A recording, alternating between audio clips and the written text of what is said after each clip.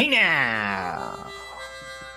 It's your boy PSA Sitch here with not another, a very special Wednesday show. Yeah, we're gonna review some media, some show stuff. TV show with Adam Friended, everyone's favorite TV show enthusiast, conflict enthusiast, conflict enthusiast. Thank you. character arc enthusiast, character arc enthusiast. It's funny because I asked you, you had just started watching the first season of Game of Thrones. Yes. You've never seen before. Never seen it, and started, I guess, after the Sunday show, right? Right. Partially in response to Xander saying it was bad. Correct, yes. Xander is a moron. How do you feel about Xander's opinion on season 1 of Game of Thrones? He's completely incorrect. It's fucking, it's amazing. It's totally amazing. That's why, I get it. And since, I was alive when people were watching Game of Thrones and talking about it and, getting all crazy for it, right? So I assumed, there must be something going on here, right? All these people can't be completely batshit crazy. So, yeah, I expected it to be good. And, yeah, it just doesn't disappoint. It's great. I wonder, because we're a couple of political nerds and we know about selectorate theory, I wonder if it's more enjoyable for us because of that. Because it is, selectorate theory gives me a way to look at the show through some other lens that makes it even more interesting, like adds another layer of interest for me. Right. Yeah. Well, especially with Game of Thrones, because there's so much is all political maneuvering. To gain power. To gain power, right. Yeah. And especially in the original Game of Thrones, now maybe we'll talk about this with House of Dragon, but in the original Game of Thrones, George R. Martin is very intelligent guy and very aware of all of these things. So he's actually writing into the story, realistic political machinations, realistic political maneuvering by our characters. And that's part of what makes Game of Thrones so interesting. Yeah, I started to tell you before the stream began, and we figured we would just talk about it on the stream, but you can't get around the comparison between the Rings of Power, since both shows are out right now. And when I'm watching Game of Thrones first season, and it's so much better. Every single mistake they've made in Rings of Power stands out like a giant, middle finger in my face, because Game of Thrones is written so well. They always give you the information that you need to get the most out of some upcoming scene. And I started telling you the example of the guy in season 1 that has his face melted off, and his brother is the mountain. This guy that the Hound. Well, no, I think he's I think they call him the Mountain. Maybe he has 2 nicknames. The Hound. No, the Hound is the guy, his brother with his face burned, and the Mountain is his big brother. Okay. Well, a couple scenes before they end up fighting, like he defends the one guy. So they're in a fight on the tourney ground. Like, that scene is not as powerful if you don't know that they're brothers and that this situation happened where he fucking burned half his face off, right? Exactly. Yeah, that's a great example. So in Rings of Power, like, you're watching stuff. Like, there's the scene where the elf dies in the beautiful elf of color's arms, right? I know nothing about these characters. What, I'm supposed to feel bad? Like, oh, well, an elf died. Boo-hoo. Well, he's racist against humans, so that's what. Yeah, exactly. The one thing I know about him, I'm like, yeah, fuck off, die already. Why are you taking so long, right?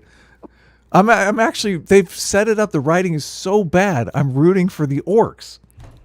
How bad is that? Right. Well, that's pretty bad. Yeah. Yeah. So this is just, it's brilliant writing in that they continually do that. And another thing about writing is, you kind of have to place those setups close enough. Like, if that setup was 5 episodes earlier, you would forget. Yeah, you might have forgot about it. So it's not as impactful. But as soon as they're fighting on the tourney, you're like, yeah, this guy, he's got an axe to grind with him.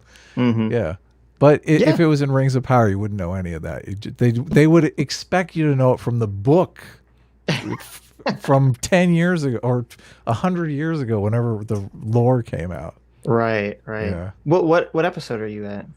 I think I'm at about 3.5. I was actually watching it right before we started. Okay, because I got into a long conversation with Mahler about a Hmm. character's actions, and it's all related to selector theory. Yeah. But it's not till like episode 7 or 8. So I'm like really curious when the scene happens to like see Okay. if you have a similar take to it that I do. Okay. Well, don't So spoil it for me. I'm yeah, not I'm not like. gonna, I will not spoil it, It's but funny. There's probably a million spoilers all over the internet for you this. cannot look up anything. I mean, yeah, you can't look up anything on the show. You'll It's spoil so everything. many of the memes. I'm like, I know these characters from the memes. It's kind of crazy. So That's always such a weird experience when you like you get into a show or a movie super late, so you know you've seen all these memes and scenes, and you're right. like you don't know, you don't understand the context of any of it, and then you see the show, you're like, oh, it's the meme, it's Yeah. the meme Exactly. machine. Exactly. Exactly. So, but Do you do you know any of the spoilers of season 1, or are you just going in I like, don't. I really don't. okay, Yeah. wow, okay, that's amazing. I'm completely blind. That's good. That's good. It is. It is. I like the characters are obviously just fascinating. Yeah. George R. R. Right. Martin is an amazing writer. Yeah. Yep. Hats Yep. off to him. I.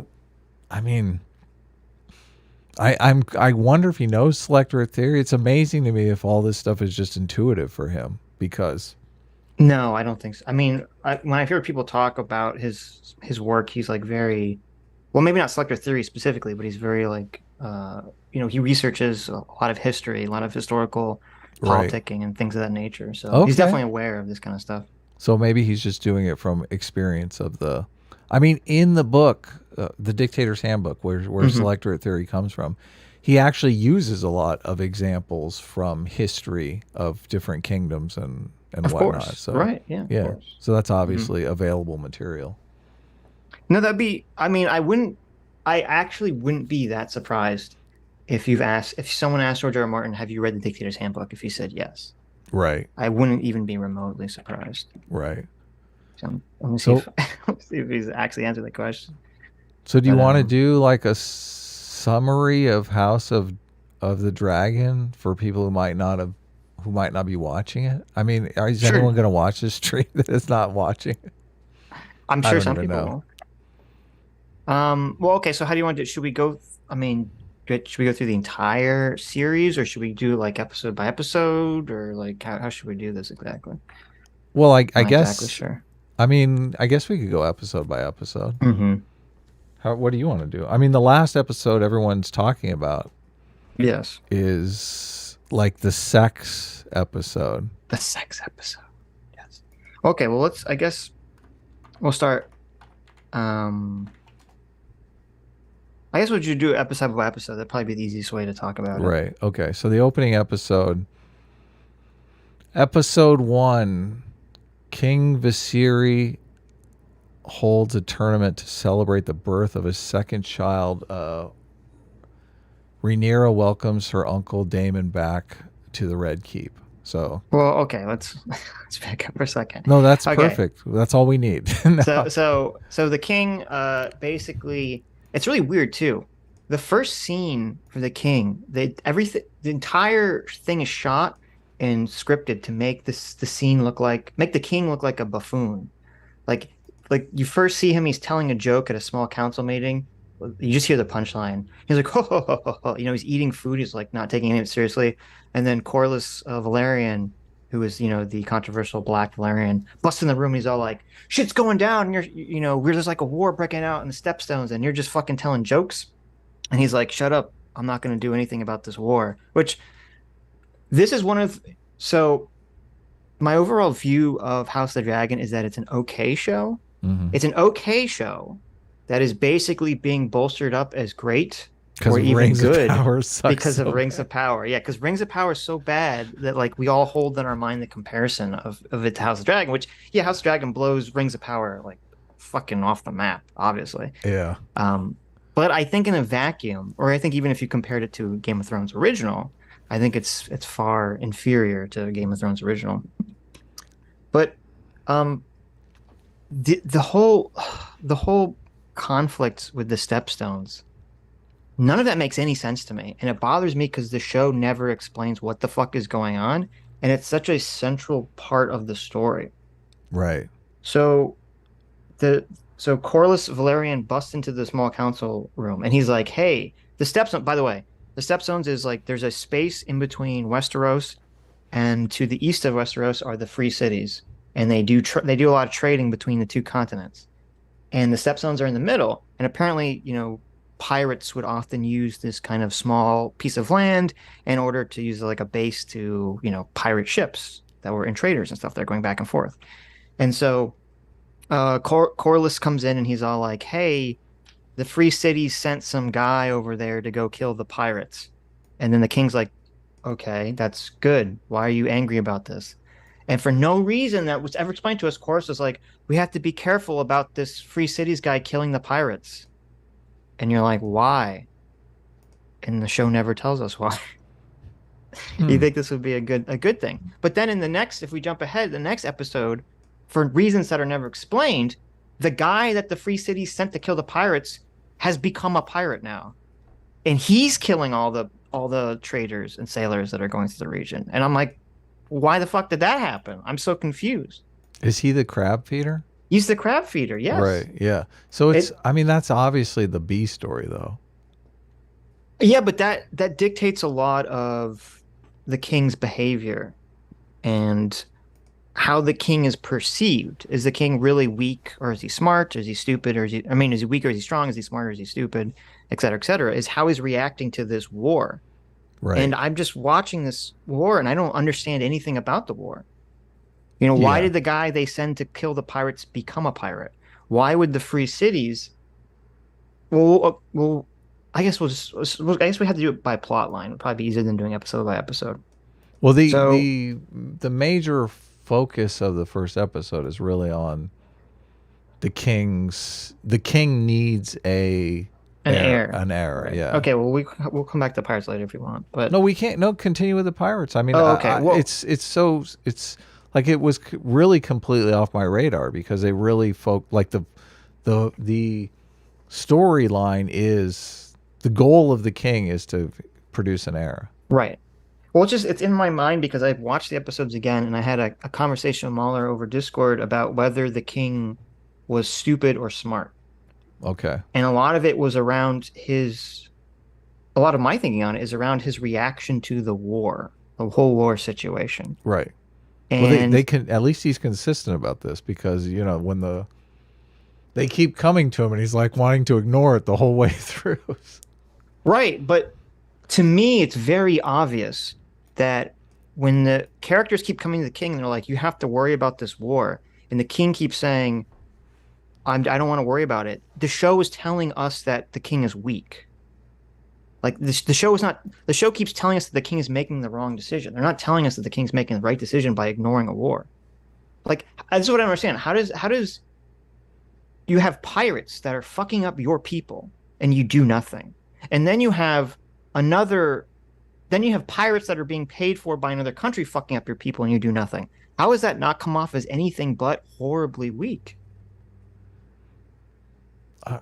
I mean, in the context of this world, Mm-hmm. this is like an autocracy.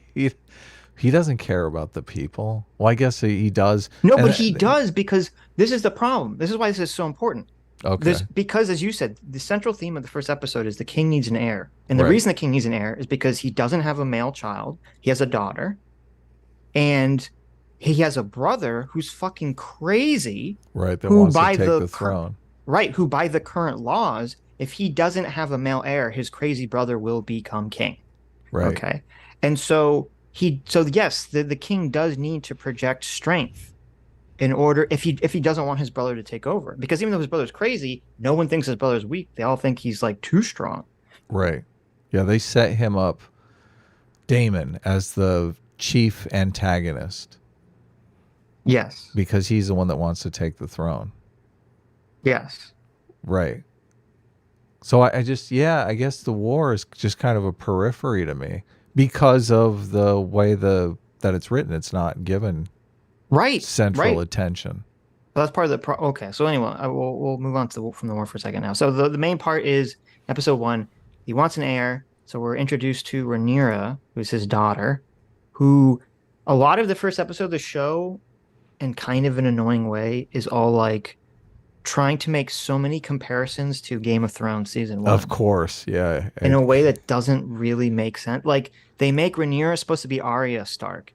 Rhaenyra's all like, "I don't want to be a princess. I want to be free. I want to be a knight. I want to do whatever I want. I'm a strong, independent girl." You know, Right. she has no interest in being queen. She has no interest in any of anything really that's going on. Okay, so then we're introduced to Daemon for the first time. We talked about this a little bit on Sunday, I think. Daemon, the prince's brother, comes in, and I believe it's the first scene we ever see of him. He's been put in charge of the City Watch, and he tells the City Watch to just round up all the criminals and start like killing them, like in the Well, street. he kills the murderers, he cuts the hands off the thieves, and he cuts the dicks off the The rapers. rapist, right? Yeah. But here's the big problem with the way this scene is written and shot. It's not like it's not like Damon walks up, you know, in like a public street and you see all these people are like chained up and it's like, "Oh, we've caught all of these criminals." That's not how the scene is shot. The way the scene is shot is Damon like gives a pep talk to the Kingsguard. Then you see the Kingsguard runs out into the street. And then you see the Kingsguard just running through the street, fucking everyone up that they come across. Right. It's Like like they're just knocking people out of the way. They're just grabbing and beating the shit out of anyone that comes across. So you're like, wait a minute. Are they grabbing criminals? Are they just attacking random people? Like what is exactly is going on in this sequence? they do ask one guy in the street, and he points, he's like, "Raper over there." And they just grab a dude and cut his dick off. Yeah, well, no, it's one of the guards that says he's a raper. It's not just like a random guy. Well, it's almost like they're peeking their heads into doorways and like, "Got any murderers in here? Yeah, any, exactly. Any thieves? Yes, it's Send so them out in the weird. street. Let's take care of them." Right, it's so bizarre. And I remember when I watched this, I thought like, okay, wait a minute. I thought like, wait a minute. Damon, this is so weird and so stupid that like, because obviously, if you have the Kingsguard just running through the streets, grabbing random people off and chopping their dicks off, okay, it's gonna piss off the population, right? People are not gonna be happy about this. Like, this is the thing I disagree with you on, Hmm. because it all depends upon the situation of the populace. If the populace is being overrun with criminals, and they're being subjugated by the criminals, they're going to look at this and say, "Thank goodness somebody's doing Yeah, something about no, it." right, but that's what I'm saying. This is important. This But is that's why not really spoken. That's not really this told. is why this is important to how it is shot. Okay, Right. because again, if it's like you have all the criminals lined up and you say, okay, like we haven't seen that part in Game of Thrones, but like if you have all the criminals lined up and it's like the middle of the day and all the people are watching and they start cutting people's heads off and their hands off and their dicks off and people are cheering, then it's like, oh, they like the tough on crime approach, right? That's what the information of the scene would tell Right. us, right? But if the scene is instead constructed where you just see guards running through streets grabbing people and everyone is terrified, that tells us that people would not be happy about this. Yeah. Are people terrified? I feel like That's the way we never see anyone. That's the only time we see I the feel like public's the reaction to criminals this. are terrified. I don't know. I don't know that No, we but see as I said, public because reaction in that it's not shot. like there's a crowd. Okay, it's not like we never see the scene where there's a crowd of people and then they just grab one guy and pull him out. It Like is unclear. it's Definitely. super unclear. We just see them grabbing every single person they come across, like But with I with believe no it's direction. I think it's unclear purposefully, though, because later on in the King's Chambers, they're having a debate over, the small council is having a debate over whether this was the right course of action or not. Yes, right. And if it's completely clear to us whether it was the right course of action or not, that scene doesn't play as well because, Well, no, but here, okay. Well, hold on. Let me finish okay. what I was saying about the scene. So anyway, I'm watching this scene and it's so weird to me the first time I watched it that I'm assuming that Damon is trying to false flag the king. Like he's trying to get the population upset at the king by doing like acting this way. And then we find out no, he actually thinks this is the right course of action. Right. And then you're like, okay, I'm like, well, that's weird. To me, that makes me think that he's just dumb, as opposed to just. I mean, I guess he's dumb. He's dumb and cruel. He's To quote bloodthirsty. Tyrion. That's the point of the scene, Yeah, is he's to show blood. you how Yes, bloodthirsty he is. exactly. The point Yeah. of the scene is to show that he's bloodthirsty. Right. And so they're in the council. They're in the council room, and they're, as you said, they're kind of debating about whether this was the right course of action, and just like round up all these random people and just start fucking chopping Right. their dicks off. And Some the people say yeah, some people say nah. well, here's part of the problem is that the people that say yes, it's the right course of action, are the people that are trying to suck up to Daemon. So you're like, well, I don't know if it's because it's Corlys Targaryen, or not Targaryen, Valerian. That's like this is a good idea, but of course he's saying that because he's the one that's married to the king's sister, cousin, aunt, the one who wanted to be Again, queen. good writing. Totally good writing. Yeah. Right? No, that's good. So you're like, okay, I don't know if he's being serious or not. Otto obviously doesn't like Daemon, so Otto's like, this is a terrible Yeah. idea. And then the king again comes off weak as fuck because he's basically just like, oh, I'm sure it's like he doesn't have a strong stance on it. He's just like, oh, I'm sure it's fine. And then Daemon totally shit talks Otto's dead wife, and the king like chides Otto for getting upset that his brother just shit on his dead wife. Yeah. Like it's just the king comes off as so weak in the first episode. He comes off better later episodes, but the first episode he's written as such like a weak, like an unlikable character in my opinion. But Well, I mean, he comes off as a pragmatic character to me, and that's, I think, what they're going for. So, mhm. where you see weakness, I see a pragmatist. I don't see pragmatist at all from him at all. I just see weakness. I think you can be pragmatic and strong. But part of the problem is that he's trying to please everybody. And part of the job of being king is you cannot please Well, everybody. they You have set to that up as one of the themes of the show, really. they do, right? But that's what Yeah. that's one of his major failings is that part of being king is saying I need to figure out who actually as king you shouldn't really be well, I guess you got to please some people because you have to maintain your power base. And it's sort of like how do I maintain my power? Who are the people that I please? Who are the people I piss off? Like that's the game of being king is sort of like uh organizing all these pieces. And I don't know, he just seems to be doing a shit job of it in my opinion. Hmm. And he comes across, and not only is he doing a shit job, he's coming across as doing a shit job. And I mean, is that not your interpretation? The way that he's being written, the way that his scenes are shot and acted, I always feel like they're like every shot of him was almost in his first episode makes him look diminutive. And I'm assuming that's on purpose. I see him as a total pragmatist. I have no problem Hmm. with the king Okay. whatsoever. I didn't see him as Interesting. a weak ruler. I saw there's a few times when he steps up, and says, you'll address me correctly or whatever. So, I mean, he does exercise his Yeah, when he's authority. pissed off, when he gets very angry, yeah, he'll grow a pair. Sitch is like, so you obviously like Damon best. Damon No, is I your hate favorite Damon. character. What do you mean? That's part of my problem with the Damon's show. strong. I don't like any of the characters in the Damon show. is totally strong, though. Yeah, but so strength with no morality is just evil. Okay, this is fascinating. I like to get your perspective on this. Are Like, you? okay, so maybe you don't remember in the scene after Damon, does all the crazy, killing of criminals or cutting their Mhm. dicks off scene. Like when the king is chiding Damon, lightly chiding Damon after Damon shot on Otto's wife, he's like the king's like, "Oh, I'm glad that the Night's Watch is stronger, but if you do something like this again, you're gonna have to answer for it." And while he's saying this, Damon's just staring at him with a big ass smirk on his face. Like, I know this is like meaningless. Like Right. Damon looks like a child who's being chewed out by a feckless parent in that scene. So you want Damon to be afraid of the king?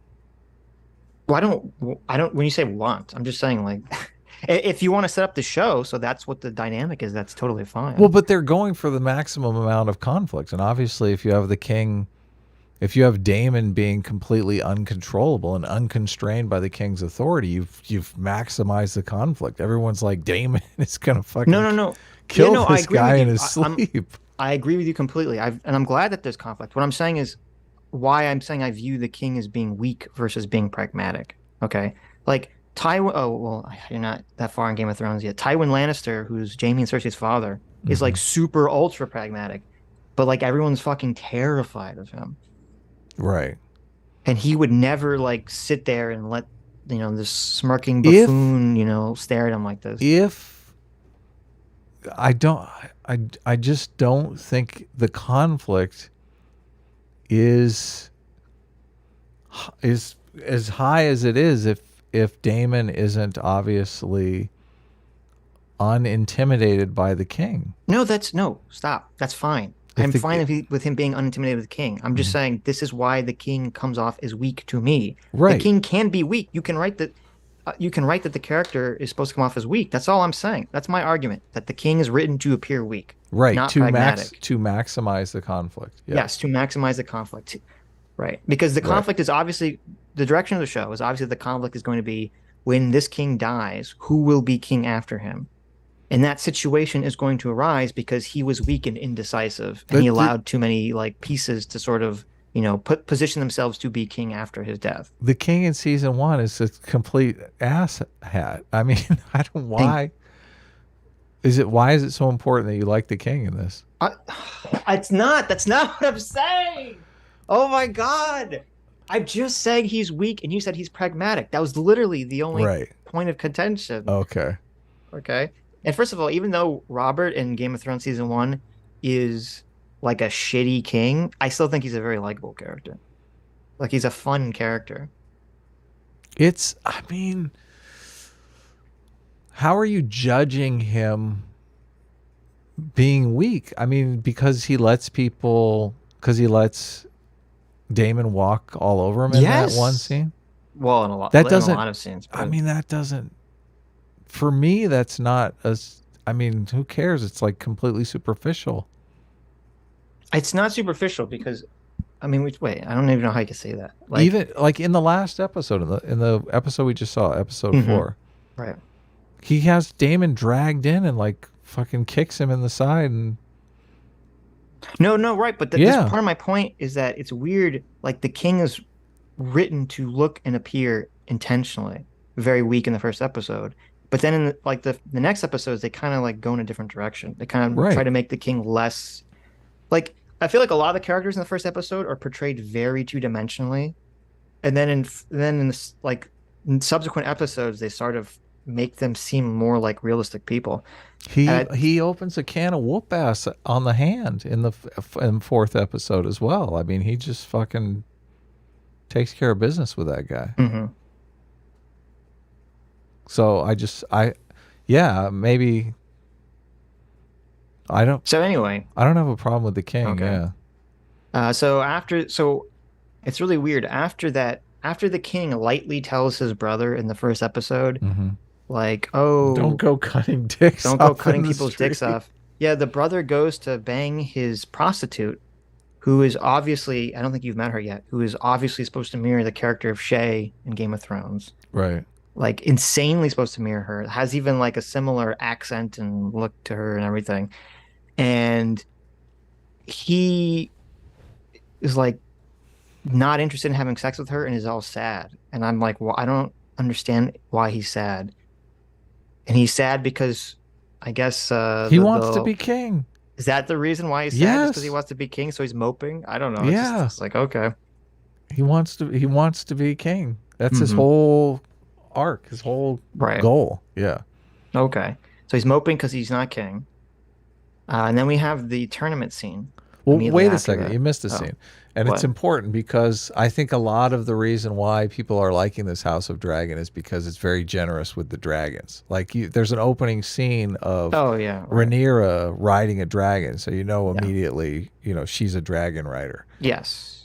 Yes. So in the That's first true. season of Game of Thrones, I mean, I'm through like 3.5 There's no episodes in. dragons. Yeah, exactly. Well, Right. there's some dragon eggs sitting on the shelf. So, Yeah. but yeah, so that's kind of cool. I mean, she's a dragon rider. You think Hmm. that's kind of badass. Right. So Sitch That's is why like, Xander didn't like season one because there were no dragons, fucking eagles in it. So right, yeah. Well, I haven't seen any eagle fucking in House of Dragon yet, but one can hope. what can I hope? Okay, so we have the tournament scene, Right, um, and that's at the same time while the tournament's going on. The king's wife, who's in labor, is right. having like a terrible pregnancy. Um, And I kind of hate the tournaments. Right. Yeah, because it gets all wild and everyone starts just killing each other. Yeah, it's totally crazy. Well, first of all, you have Daemon cheats while he's jousting. Oh, so first of all, so Daemon comes out and they say, Daemon, Prince Daemon, choose your opponent. And he chooses Otto Hightower's son to joust against. And obviously, because he doesn't like Otto Hightower. Like, this is his revenge for Otto Hightower yelling at him about cutting people's dicks off. Um, and so then they joust, and then Daemon cheats, and everyone's just like fine with it. I I was just know. like, okay, That was so weird. I was like, yes. no, like you're just allowed to cheat if you're second in line to the throne. I get like, and here's what's it's weird because I feel like maybe he wouldn't get in trouble for it because he's second line to the throne, obviously, but the crowd wouldn't be happy about it. People would be Yeah. like, "What the fuck? Like that's so dishonorable and gross." And the way he Right. cheats is instead of because when you're jousting, you're supposed to try to knock the other guy off the horse by hitting them in their shield. Yeah. I think you literally by the rules are supposed to hit their shield. I think I heard Chad talking about this. And Damon instead intentionally like puts his lance down and trips the horse. Yeah. And it's just I don't know, it's just really then that whole sequence is so bizarre because he trips the horse and the horse falls on top of Otto Hightower's son, who appeared to be okay, which is weird. Like he didn't seem to really take any damage from that. And the horse seemed to be okay, which was weird too. But um not only the crowd like happy about this, but then Otto Hightower's daughter, the sister of the guy who just fell off his horse and had the horse crush him, okay? At first she looks horrified by this because that's her brother.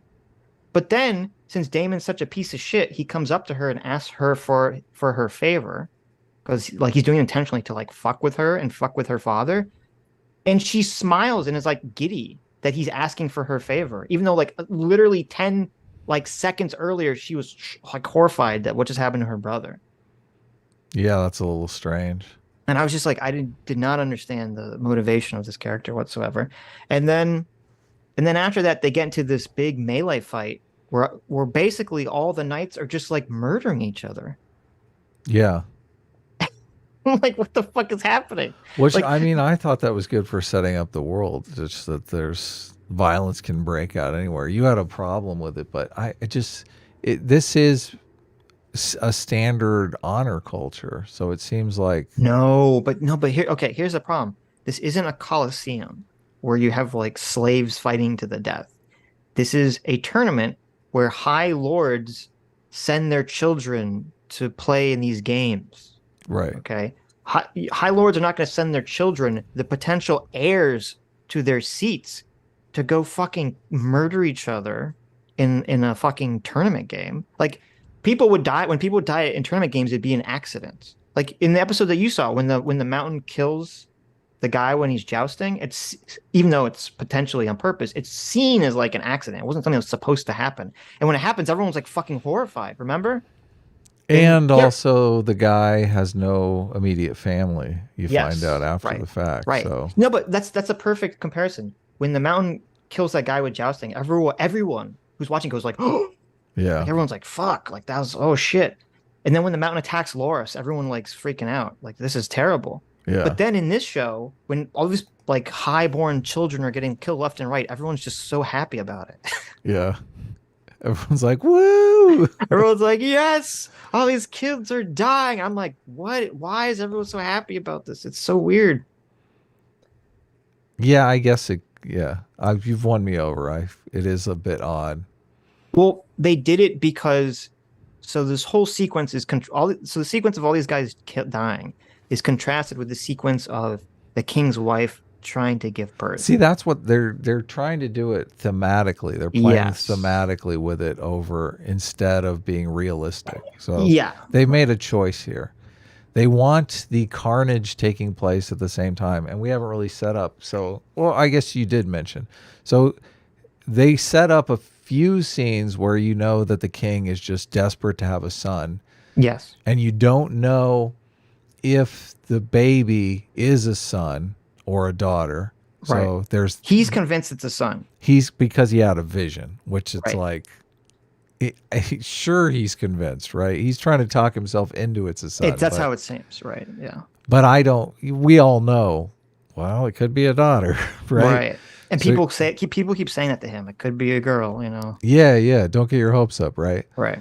So we're going into that scene. The king is just desperate, desperate, desperate to have a son. So this is the day that his son, is supposed to be born, and there's a complication with the pregnancy. Like the kid is facing the wrong way, or the umbilical cord is wrapped around its head, whatever the complication is.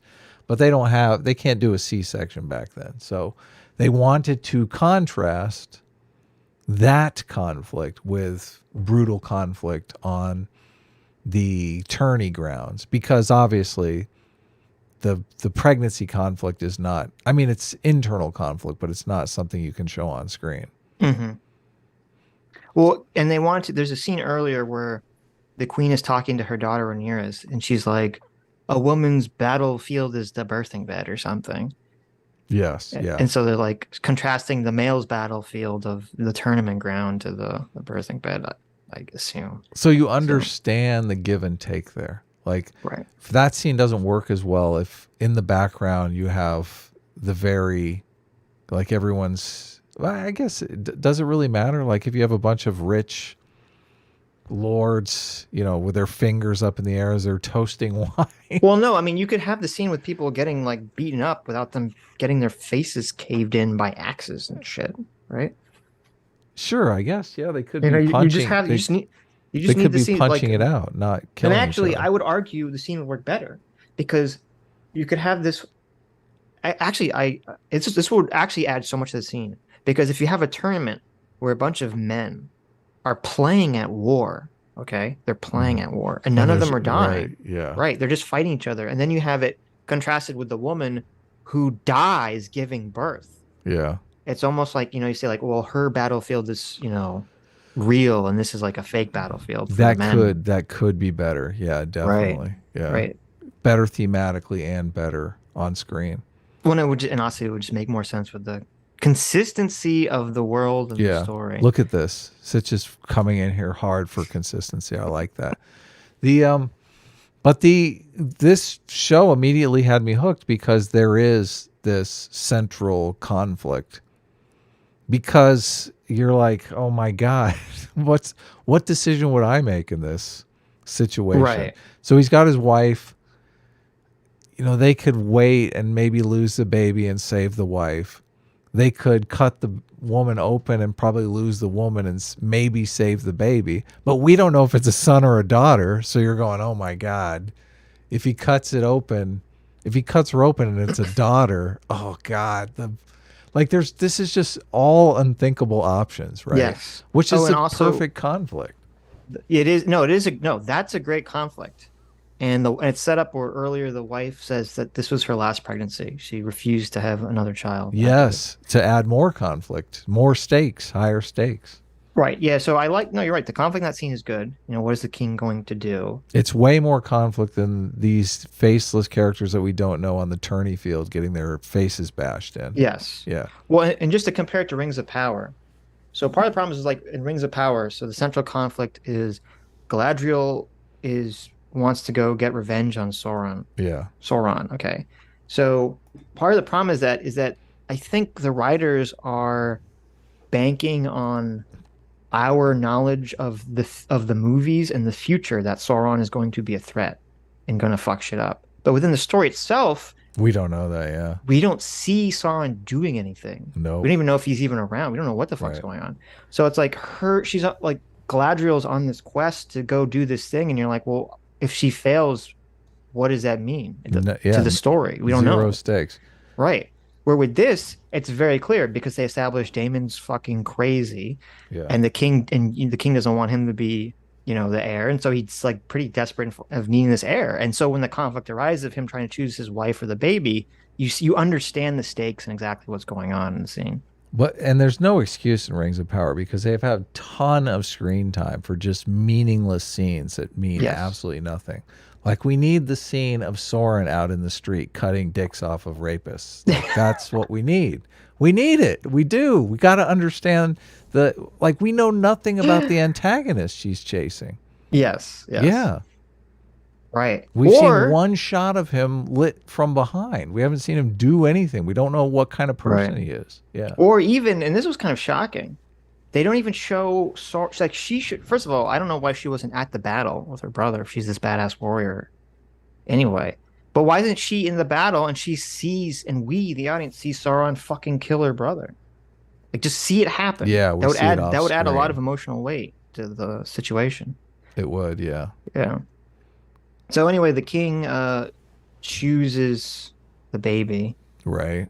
Which and ends up being a terrible decision. Yeah, it was a terrible. Well, it's like this really horrific, but it's a very good scene of like the woman like screaming and oh my God, they're like cutting her open to get the baby. It's just horrifying. Blood is like all over the bed. Jesus. It's just you're going. Yeah. And she is like begging them, please no.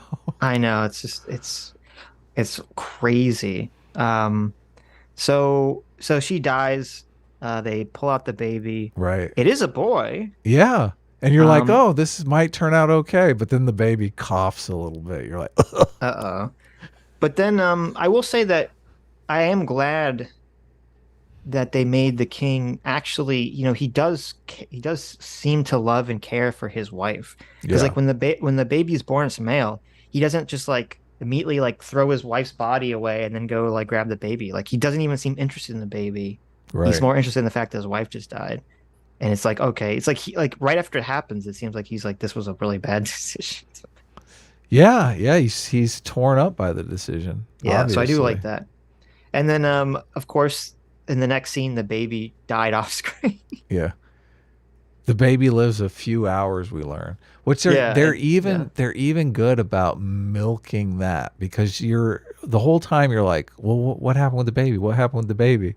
Because they immediately go into the mom's funeral, like she's all wrapped up. They're gonna have the dragon light her on fire or whatever. Right. And the whole time you're thinking, where's the kid? Where's the kid? How's the kid? Right. Right. That's a good point. Yeah. And they don't tell us. They don't. So your attention is completely focused on that kid. And then Rhaenyra says, he only lived for like 3 hours or something. And you're like, oh, fuck. Yeah. The kid was, you find out in the next scene, the kid was on the pyre with the mom as well. Yeah. But you don't notice him when they show the shot of it, right? No, you don't. Okay, you can't see anything. Yeah. Right. So no, that was well done. Yes.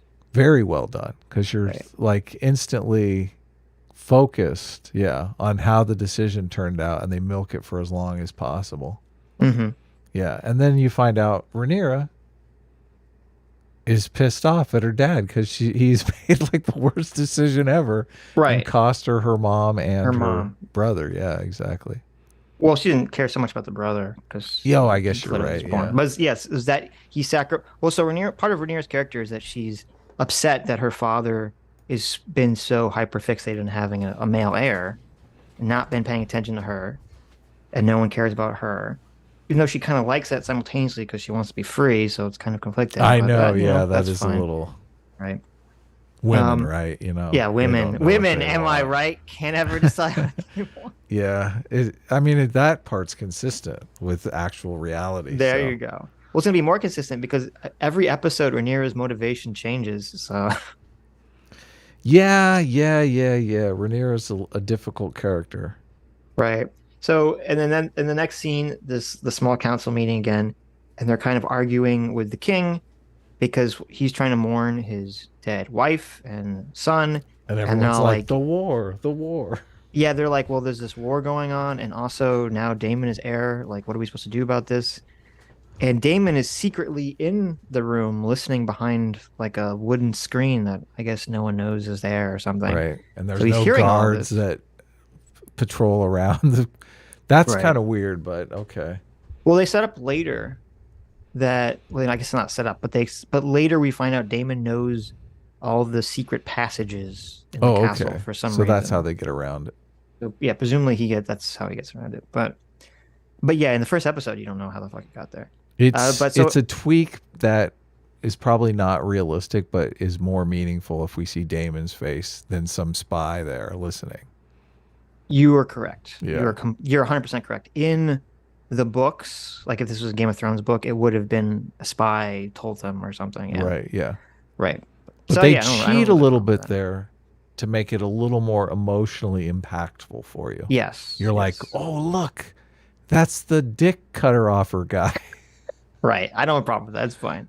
A little bit of cheating is always fine for TV. Okay. Um, But not for movies. well, even for it depends what the cheating is. I said a little bit of cheating. Right. A little bit of cheating is okay. All movies and television have a little bit of cheating, even if you don't realize it. There's They always some do. cheating going on. Yeah. Yeah. Yeah. So, but the king doesn't want to entertain the idea of trying to screw over Damon yet, and he just yells at everyone to shut the fuck up. He's like, "Shut up! I'm warning my wife and my son. Like, I hate you all." And Hmm. he basically leaves the room.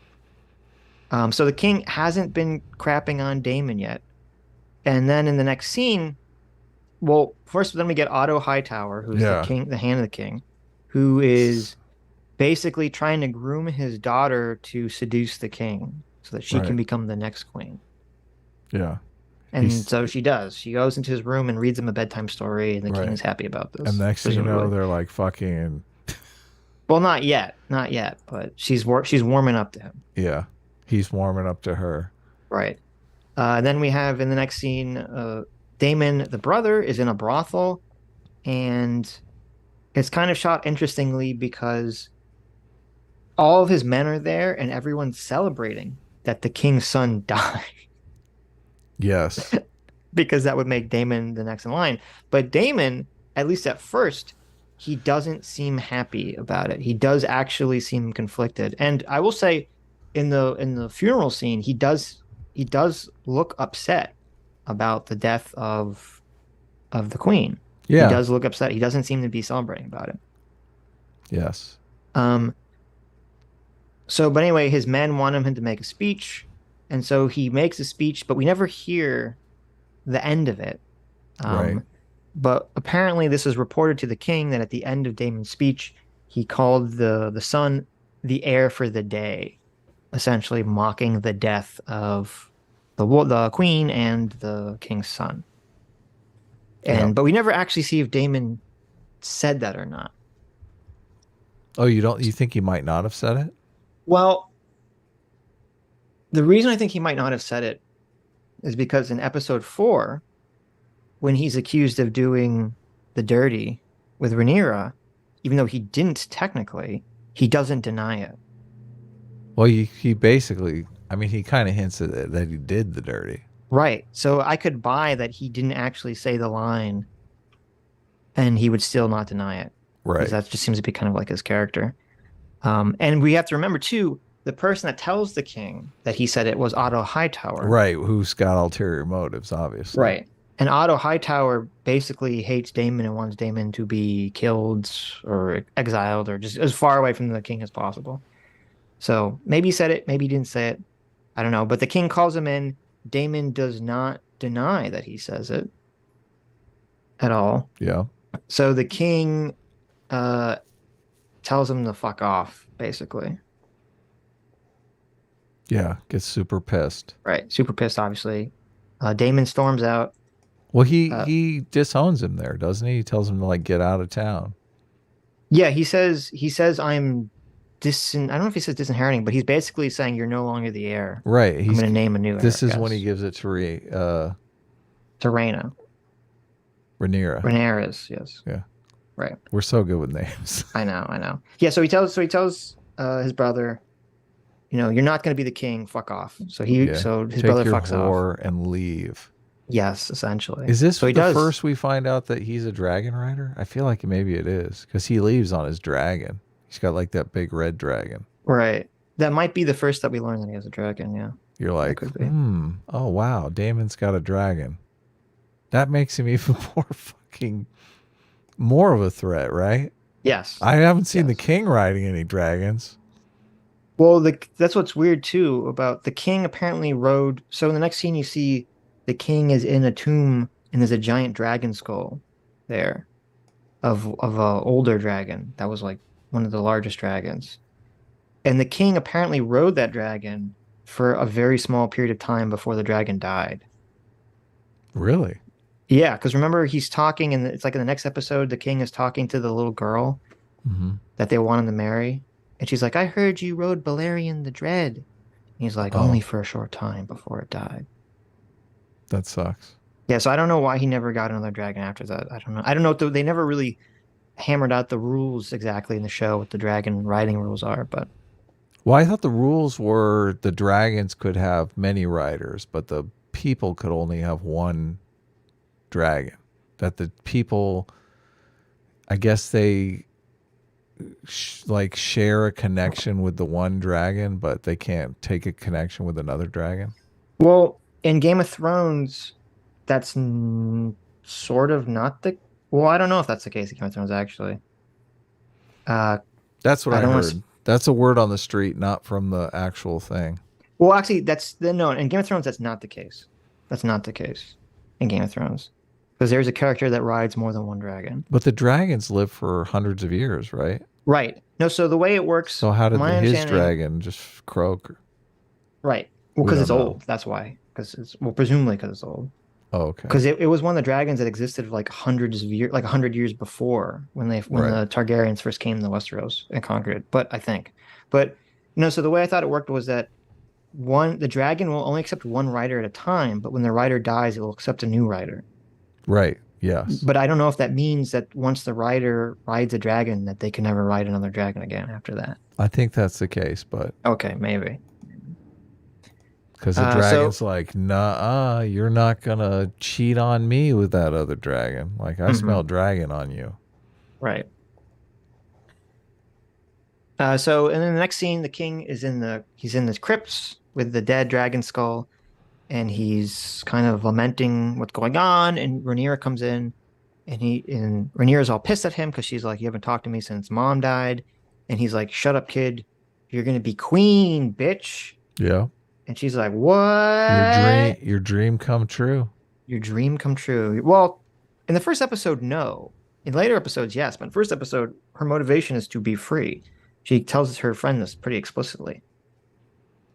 Um, Well, I isn't it free of marriage and having kids and responsibility. yeah. Yeah, but if you're queen, that's the exact opposite of being free of responsibility. Those are contradicting ideas. Okay. But maybe Like when not you're, to a kid. well, maybe not, yeah, maybe not the child, but in reality, to be king or queen is to be basically chained to your throne and to have to deal with all the problems that come with it. I read that as she just didn't want to be chained to a man as a wife, a concubine, whatever. Yeah, but that's even, yeah, but as queen, it will be her role to create heirs. Well, yeah, they So, they right, they contrast her with her mom, who was right, like a baby factory. So right, when right, she right. says she wants to be free, I just under the impression she's saying, I don't want to be a baby factory. Which Uh, I guess, I maybe. mean, I didn't really think about it, but if she's queen, I guess she has to have an heir. An heir. Her friend says, "Aren't you worried about your position or your station?" Hmm. And she's like, "I just want to fly around on dragons and like explore and shit." Like I don't know, she just doesn't seem very interested in like Hmm. ruling whatsoever.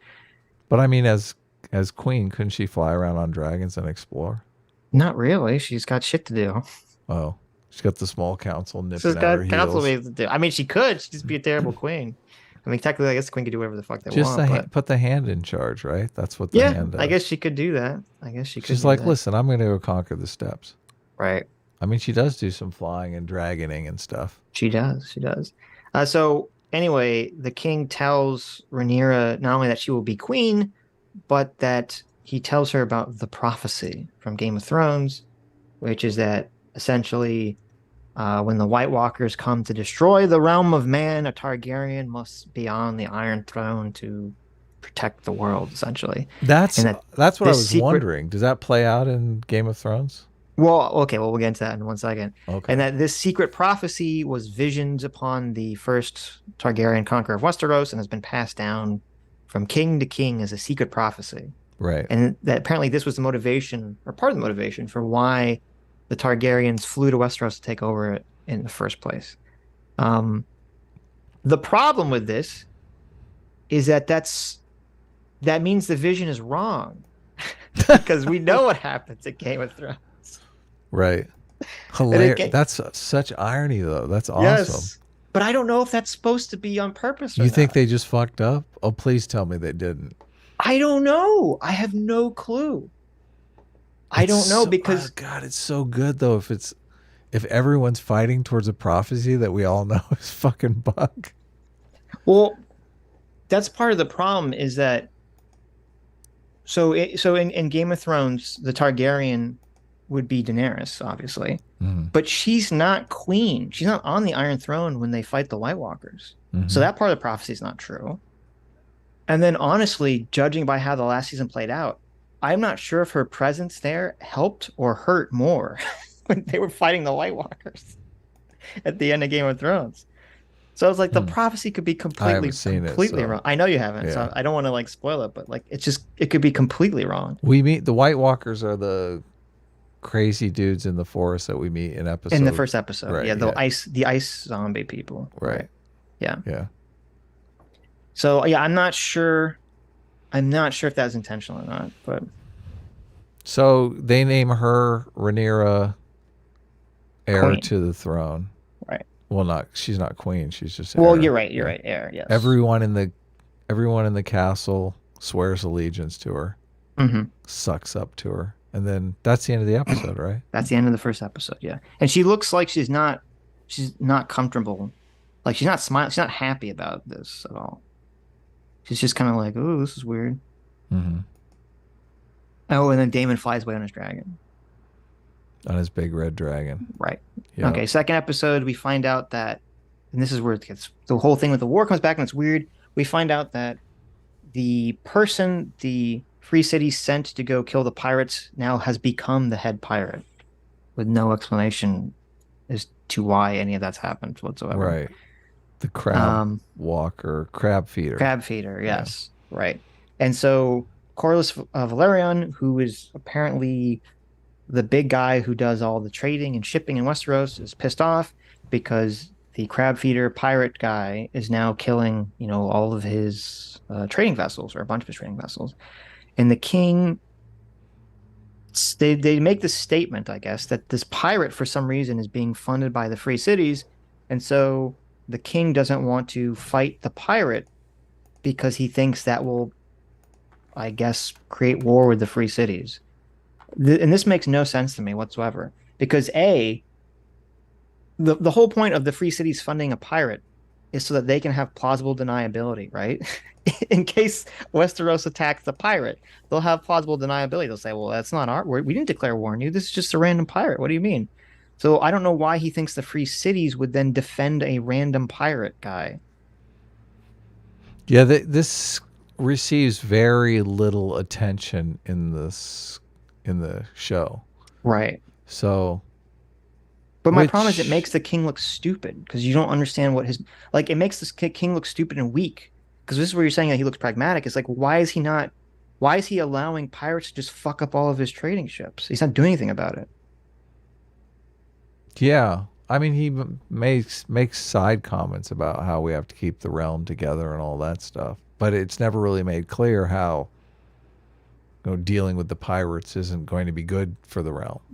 Well, no, his comment is he thinks that if he attacks the pirates, that will make the Free Cities attack him in a war, which just logically doesn't make any sense to me. Yeah, why would they? Why would they want pirates to be fucking over trade between them and Westeros too? I mean, none of it's explained or makes any sense. Yeah. But anyway, they're arguing this over the council. The king looks weak, of course, because he always does. And then Rhaenyra suggests, oh, this is annoying too. So in the first episode, we learned that Rhaenyra is the king and the council's cupbearers. Like she just pours their wine.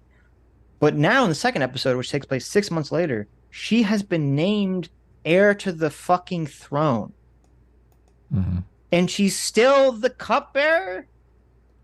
God, someone's got to get the coffee. Come on, Sitch. Not the fucking heir to the throne. What? It was so weird. I'm like, why is she pouring the drinks? She's supposed to be the person in charge. She's learning. And, getting us refreshments. Come on, Sitch. She's still his daughter. Okay. Maybe No, she but that's what enjoys it. no, she should just be in. She should just be on the council, like learning. She shouldn't be fucking pouring the drinks. Is my Right. point. They they kick her out though. Right, and then they kick her out because She's the one. She steps up and says, "Hey, we should fuck these pirates up with my dragon." And they're like, "Yeah, whatever," and they toss her out. yeah, exactly. Yeah, so they're arguing the war. She's like, "Let's fuck them up with our dragons," and then everyone acts like that's a crazy idea, and it's never explained why that's a crazy idea. And they actually end up. I mean, that's what Damon That's what they ultimately end up ends up doing. I doing. Yeah. know. So it turns It's out she had weird. the best idea anyway. Yes. They never explain why that's a bad idea. They're just like, shut up, girl. Shut up, Yeah. kid. Get the fuck out of here. You're like, oh, okay. So they take her off to basically elect some guy for No, the so apparently there's a position, there's a group of people called the Kingsguard, right. and Okay. they are like the Secret Service, essentially. There's like 7 or 8 guys that defend knights who are sworn to Hmm. defend the king and his And progeny. there's an opening because of And all there's an the opening. bloodbath at the tourney last Yeah, week. apparently. No, supposedly someone was old and died in their sleep or something. But Sure. I yeah, mean, sure, sure. that guy who got his face cratered in. I mean, Maybe he he had a was. job, right? Yeah, right, exactly. So they're like, okay, Rhaenyra, go. Well, first of all, it's weird because they're like, go do this unimportant job of picking your Secret Service agent, which I think would be a very important job. But Yes. okay. So she talks to them and she picks the only guy there that has actual combat experience. All the other guys are like losers. Well, and Okay. he also did well at the tournament, and they Yes, had he beat up Daemon. Yeah. he asked for Rhaenyra's favor at the tournament, I believe. So Yes, he did. So obviously she likes him. He's a cute right, looking guy. She beat up her right, uncle, yeah, you know, proving he's manly. So future romantic interest. hint, hint, hint, hint, hint, hint, hint, hint. Well, Yes. you saw it coming from a mile away. You knew she Yeah, was of going to course. fuck that guy sooner or later, right? Right, of course, of course. Then we learn that the king plays with Warhammer 40K figurines. He's got the fucking best setup in his room. He does. He has It's a giant amazing. model city of the city he's ruling in his room. Yeah, it's bitching. Okay, but here's the thing. I interpret this like the show is trying to again show that he is weak. Like he's spending all this time playing with the model of his city instead of actually ruling the fucking city.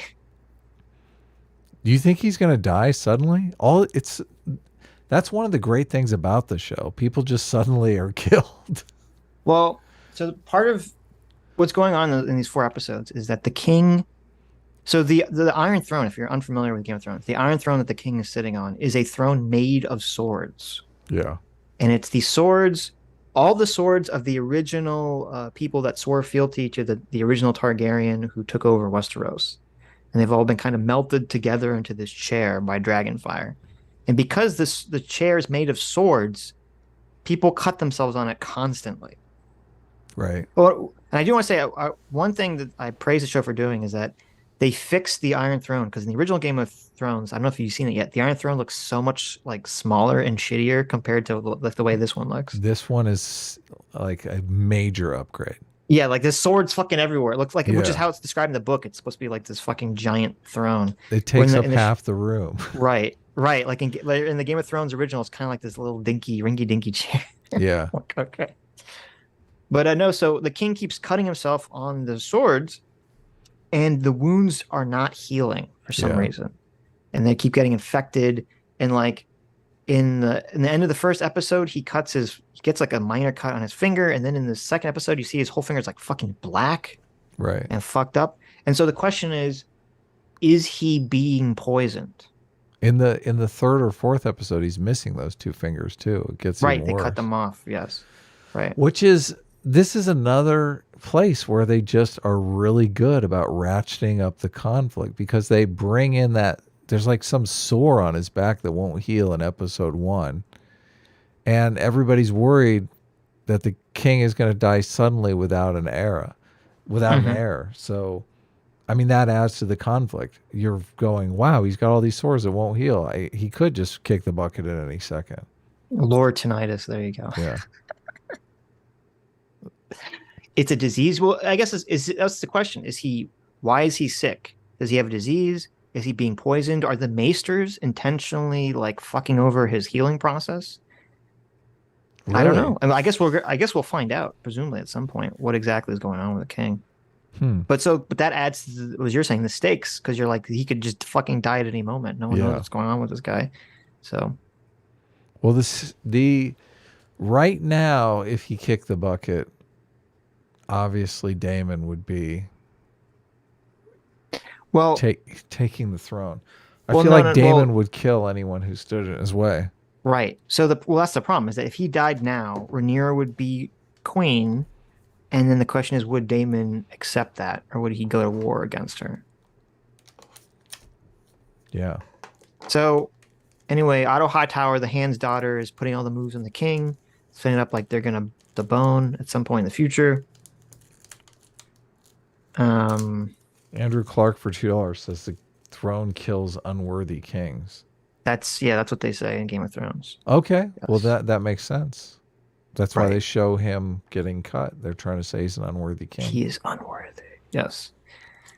Meanwhile, Valeris or I can never say his name right. Corlin Valeris, the Black Valeris guy. Mm-hmm. Um, he is he wants the king to remarry his daughter, and his daughter is like 12 years old. Yeah. Episode 2 is really about King Viserys getting a new queen. Yes. Yeah. So Otto Hightower has sent his daughter to seduce him, and he seems to have feelings for Otto Hightower's daughter. And then other people are pitching would-be queens at him that would help him politically. Should he marry, Hmm. make other people in his court happy? So, but ultimately he goes with Otto Hightower's daughter because I mean, it looks like they've been fucking. Perhaps she might even be pregnant. So, Right. Well, I wish, and it actually would have been a little bit interesting too if they would have done like part of the reason he went with her was not just because he liked her, but because he knocked her up already. yeah, And so, like, if he didn't marry her, she would be forever dishonored, yeah, by having the king's bastard, essentially. yeah. They could have added a little more, like as if there's not enough conflict. Yeah, I know, They I could know. have added a little more, that's so great. Just that they've set up all of the situations to be this conflict ridden I Right. mean, that's why you're interested in this. Well, I don't remember if they cover it in the show, but in the book, in the Game of Thrones book, that's actually a huge issue of why a king in the future marries someone is just because he knocked them up, essentially, and Oh, doesn't want. really? Yeah, so that's like, and it becomes like a huge issue in the future. So, Well, they have seeded future conflict in the fact that Hightower's daughter is like presumably best friends with Rhaenyra. right. So now they go from being their relationship completely changes. Obviously, they go from being equals, best friends. Well, She's I guess they weren't really equals because she's like the queen's. She's second in she's a line to the throne. princess, Yeah. yeah, right. Well, So but she goes from being friends to you're my stepmom. It's a little, it's a yeah, little awkward. yeah, yeah. Well, in this world, I feel like that happens all the time.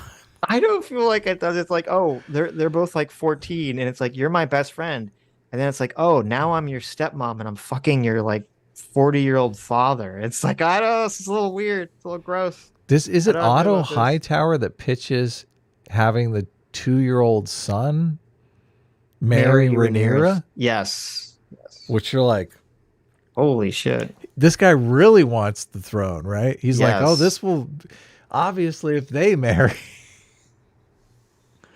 right, right. then Rhaenyra is taken out of line, and my son becomes king, Yeah, exactly, or my exactly. grandson, actually.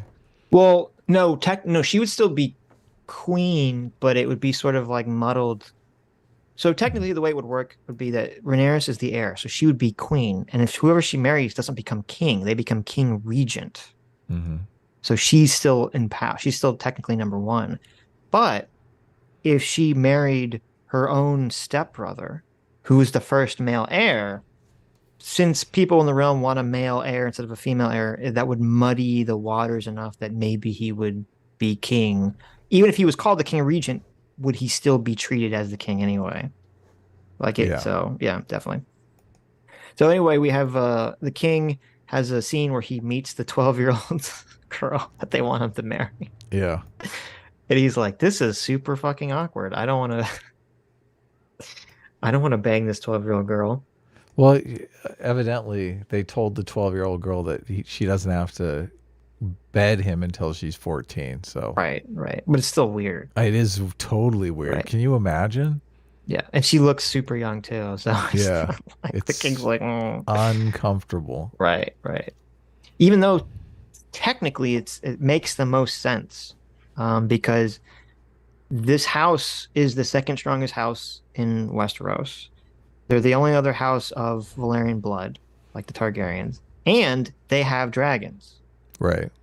So they could be a potential threat to the king's rule. Yeah, his So son has a dragon, Sea Smoke. yes, his son has a dragon. So it would make sense, even though it's kind of bizarre and uncomfortable, and everything. Right. So But then, ultimately he says no. He doesn't do yeah, that. right, right. Well, we don't know that yet. He just seems like he's not into the whole idea. Then we find out that Daemon snuck back in the middle of the night and stole a dragon egg. Oh yeah. And he left a note saying that, haha, it was me, Prince Daemon.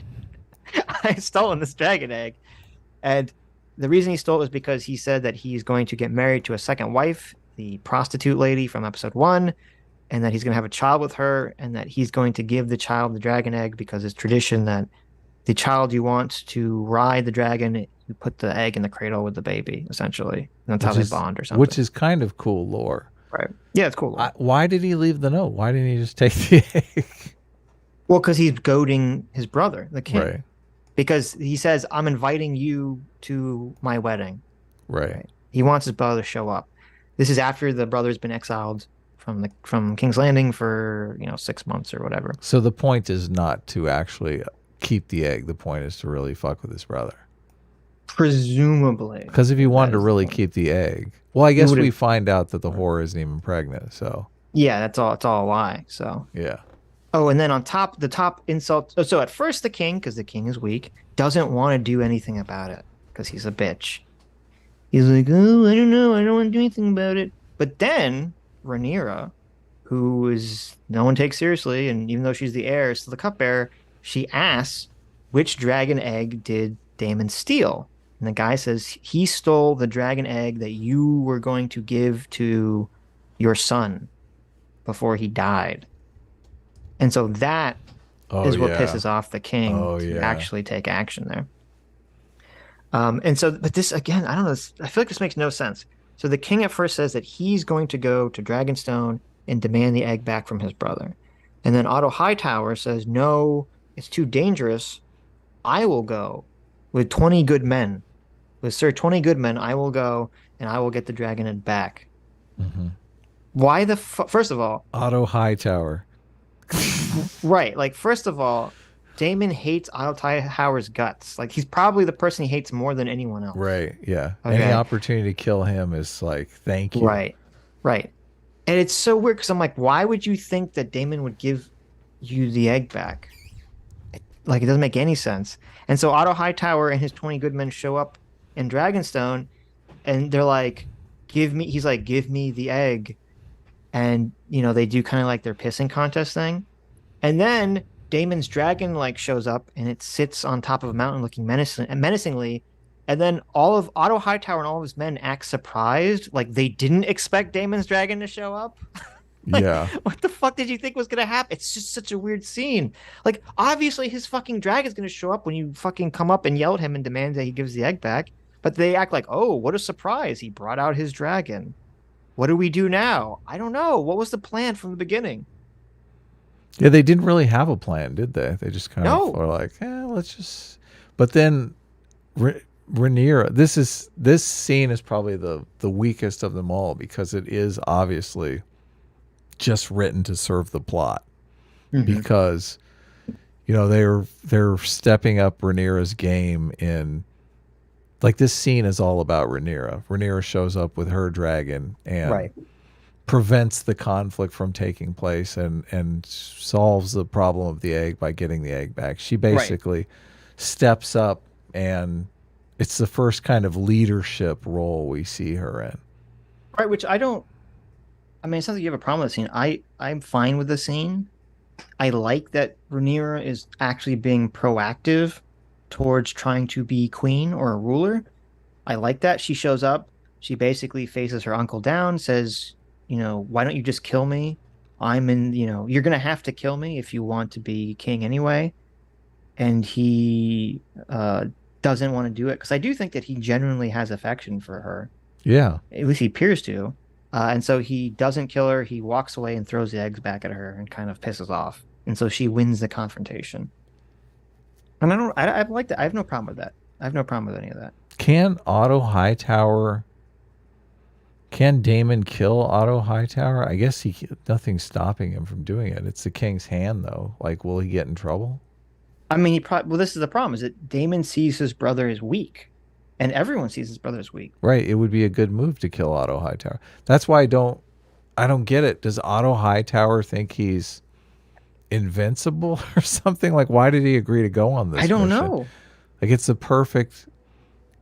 a giant mistake, and Otto Hightower is such a conniver that Yes. I don't picture him standing up and saying, "Oh, let me go," and give Damon the perfect opportunity to get his chief nemesis out of the way with no ramifications whatsoever. Right, right. Well, I guess I understand what you mean when you say it's contrived. Like it's contrived in what the fuck? Otto Hightower is supposed to be a smart character, and Right. yet everything he's doing in the scene is incredibly stupid, and it's all just to service Rhaenyra coming in to bail him out Exactly. essentially at the It's end. Yeah. completely inconsistent. The scene was written around, okay, we need to have a scene where Rhaenyra steps up and plays the badass and solves everyone's problems. But I mean, couldn't somebody else go aside from Otto Hightower? I feel like it's just and they did this Hmm. because they're like, got to keep the conflict maximum, and Right. already Otto Hightower and Daemon hate each other, so this will add the maximum amount of conflict. Well, okay, so this will go back to the conflict versus consistency Yeah, conversation. Because you're right, this is the writers choosing to maximize conflict at over the consistency. Yeah, over consistency. And this is an example of it failing because it's too inconsistent. yeah. Because you're like, A, why would Otto Hightower go? B, if he went, wouldn't he have a plan? He wouldn't just show up and be like, give me the egg and then act surprised that a fucking dragon showed up. Like, yeah, so that part of it is bad. I like that Rhaenyra shows up. I like that Rhaenyra is proactive, but it needed a better setup I that wonder actually if made sense. I wonder if they could have sent Rhaenyra's boy toy, and that kind of would have undercut the later scene where he's like her protector, because the first like their first interaction, she protects him. Like he's Well, about that'd be interesting. Yeah. yeah. Well, the problem is that while you're right, that would be interesting. It wouldn't make sense because he's like a Kingsguard. He's supposed to be protecting the king and the king's family. Why would they send him off to go get an egg Well, back from who the could they brother? have sent other than Hightower, though, that would be consistent, would make sense? Well, it would be some nameless guy. That's the Right, problem is that yeah, for the sake of the show, they want it. You're right. They want a main character that has conflict with Daemon. right. And the only two characters are Otto Hightower and the Kingsguard guy, No, who I is got it. actually there. Wait, you're right. He's there anyway. I don't know why the fuck he's there. Well, he's there because it adds conflict, but Right, but I'm saying like consistent, like logically, I don't know why the fuck he's there. So I guess you're right. They should have just sent him instead of Otto Hightower in the first place. I got a better idea. Okay, what? They send the eunuch that got his dick cut off in the first episode. They're like, round me up that raper. I got a job for him to do. What do you Well, think? there you go. He's Well, like, you actually, took my dick, and now I'm taking your dragon's egg. there you go. There you go. They find the raper. They find that raper and they send him. They could have sent. Okay, here's the thing. They didn't really establish it who he was, but they could have sent Otto's son instead of Otto because Damon made the horse fall on him, so he would be pissed off at Damon. Oh yeah, that's true. That would have been good. And it could be a situation where like Otto doesn't want him to go. Like like the son, Otto's son, requests or volunteers to go. Otto doesn't want him to go, but the king says, "Yes, you go do it." Actually, Yeah. that's exactly how the scene should have played out. Because okay, this is how it goes. The king wants to go himself. Otto says, "You can't go yourself. It's too Mhm. dangerous." Right. Okay. And then the king says, "Well, then who will go in my stead?" Then Otto's son stands up and says, "I'll go." And then Otto says, "It's too dangerous." And then the king overrules Otto, like, "You said it was too dangerous for me to go. So like now you have to put up with your son going." Well, Otto sent his like commands his daughter around. Why wouldn't he command his son around? Does Well, I no, I'm mean saying maybe he wouldn't want his son to go. the the heir hasn't been born yet. Yes. Well, the king's not married to his That's daughter in yet. episode 3. Yeah, Right. Yeah. gotcha.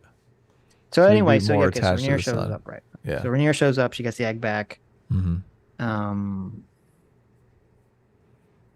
Yeah. How's it end? uh how does it end? The can't see. The next scene, King is fucking around with literally the only smart person in the entire. I don't know. I forget what's this character's name. There's like the one fat guy with the beard who's the only smart person on the entire King's Council. Oh, I He's the, know the he's the selfless only. guy. Yeah, he's the only guy who consistently gives the king good advice. And he's like, "You should really marry that little girl because it just makes the most logical sense Right. for the realm." And To me, he comes back to give him advice later on, and the king accuses him of nepotism. Yeah, wanting to nominate some relative of his, his son. right, so he could move up in rank, and he's like, no, that would be dumb, you should do this. Yes, yes. Yeah.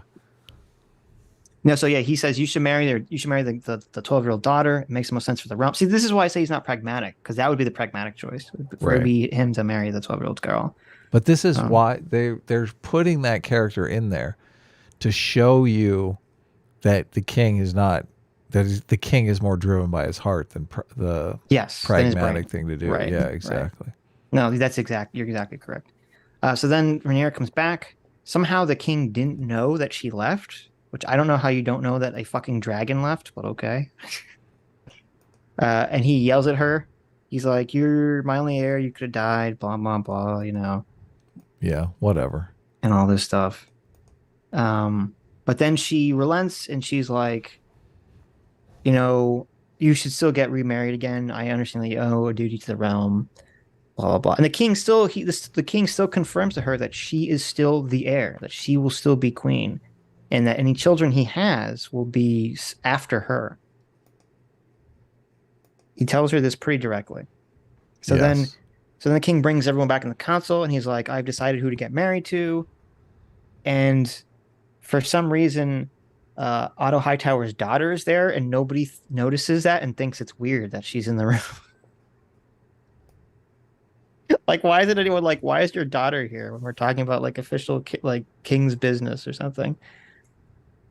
Hmm. Is that just But like a mistake?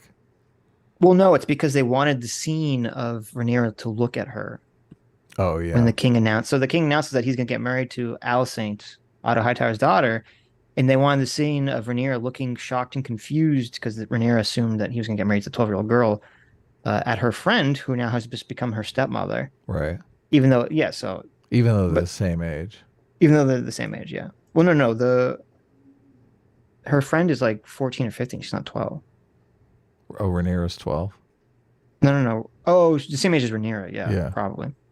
Right, right, right. So, and of course, the king doesn't take Corleones aside and say, "Hey, I don't want to embarrass you in public or in private in front of all the other council members, but I'm not going to marry your daughter." He doesn't do that. Instead, he just announces to his surprise that he's going to marry Otto Hightower's daughter. And like, of course, the guy gets all pissed off and storms off. And then he asks Daemon if he says, "Your brother sucks. He's weak. He's not going to do shit. How about you and me team up and we take out the pirates?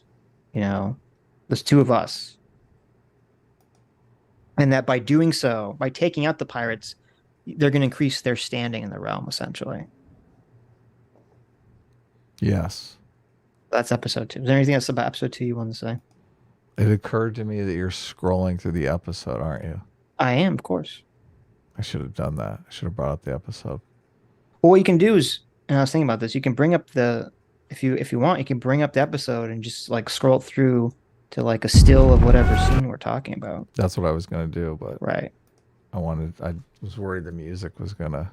Or just turn the That's what sound you're off. Yeah. doing, yeah. That's what I'm doing, right? I don't think I can.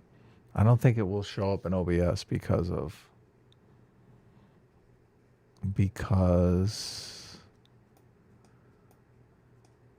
it's like when you try to screen grab. I don't know. Will it show up in OBS? If I could just scroll through it, I don't have to press play or anything, right? It's interesting. No, you can just so on HBO Max, you can just scrub it to where you want to go. And sometimes it'll look like it's just loading and you just press play for a second and then pause it again and it will kind of load the frame. Mm-hmm. And you can put captions on and just so people can see what's going on. Okay. Okay. So anyway, episode 3 starts and we have a 3-year time skip.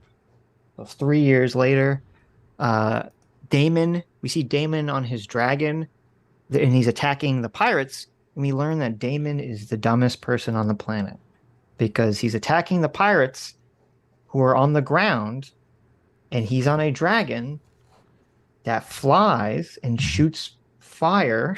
So shoots a projectile weapon. Pretty badass. And for no reason, he decides to land his dragon and start walking around the battlefield on the dragon for reasons I don't understand. Well, that's so you can get the funny comic relief scene of the guy screaming, "Oh, save me, Damon, save me!" and then the dragon like lands steps on him. Yeah. Yes. Yeah, but then it proves to be a total fucking like military mistake because as he's walking around on his dragon, they're shooting all these arrows at him, and one of them hits him. Mm-hmm. And it's like, why is he walking around on his dragon? It's a dragon. It flies. That's the whole point. You fly over them and you just burn everyone to a crisp. And they can't do shit about it. That's like the entire point. True. And then, so the way this is set up, and I hate this whole conflict. Nothing about this conflict is explained or makes any sense. So the way it's set up is that the reason it's been taking 3 years to fight these stupid pirates is that whenever Daemon or the other Valerian guys show up on their dragon, the pirates just retreat inside a cave, and then it's a cave, so the dragons can't go inside of it, and then they can't send the army inside the cave because it's a choke point and they'll just die. Okay, that's the setup. That's why it's been taking 3 years because they can't go in the cave. This doesn't make any sense. It's a fucking cave. Just seal the entrance to the cave and then they starve to death and die. Right? Yeah. Like, I don't know. Smoke them out. Seal the cave and like put a big bonfire. Well, that's the thing. I don't know how big the cave is, so I don't know if they could. I mean, maybe they could even asphyxiate them. Like they have a dragon. Just knock some stones in front of the entrance. Have the dragon melt the stones together with its dragon breath, which it is hot enough to do. And then they just die. Like I don't understand what the hell is going on with this conflict. How are the people in the cave getting food and resources at anything? None of this is ever explained. It's just, I don't know. It's really bizarre and baffling to me how this conflict could take 3 years without the show explaining like the logistics of the war at all. All right, I have to work on my scrubbing game because I guess if I'm using Chrome, the picture doesn't show up when I put it in OBS. So maybe I have to use a different browser or something. It just is like a black screen. If I assume the caverns are very like it's like a giant network of caverns, so maybe they couldn't like asphyxiate the air out of the caverns. But if they close the entrances or the entrances they know, this is what I would do. Okay, you cover the entrance with rocks. You have the dragon melt the rocks together, and then you fly around on your fucking dragons for the coming weeks, to try to see like, is there an other way out? Are they getting resource? Are they like sneaking in food and resources in from like another exit somewhere? And you just keep you just keep plugging the holes. That'd be the way to do it. That would be the way to do it. I don't like to just sit there at the cave entrance for 3 years and accomplish nothing is like literally the dumbest way to fight the war. So, Did we say that the king has a son in the opening of episode 3? well, we're not there yet because it's just the beginning is just the Daemon burning the people. Okay. Right. Gotcha. So anyway, so We that's meet going on. we meet Uh, the crab feeder again. right. So he can't kill a crab feeder. Then it cuts to the king.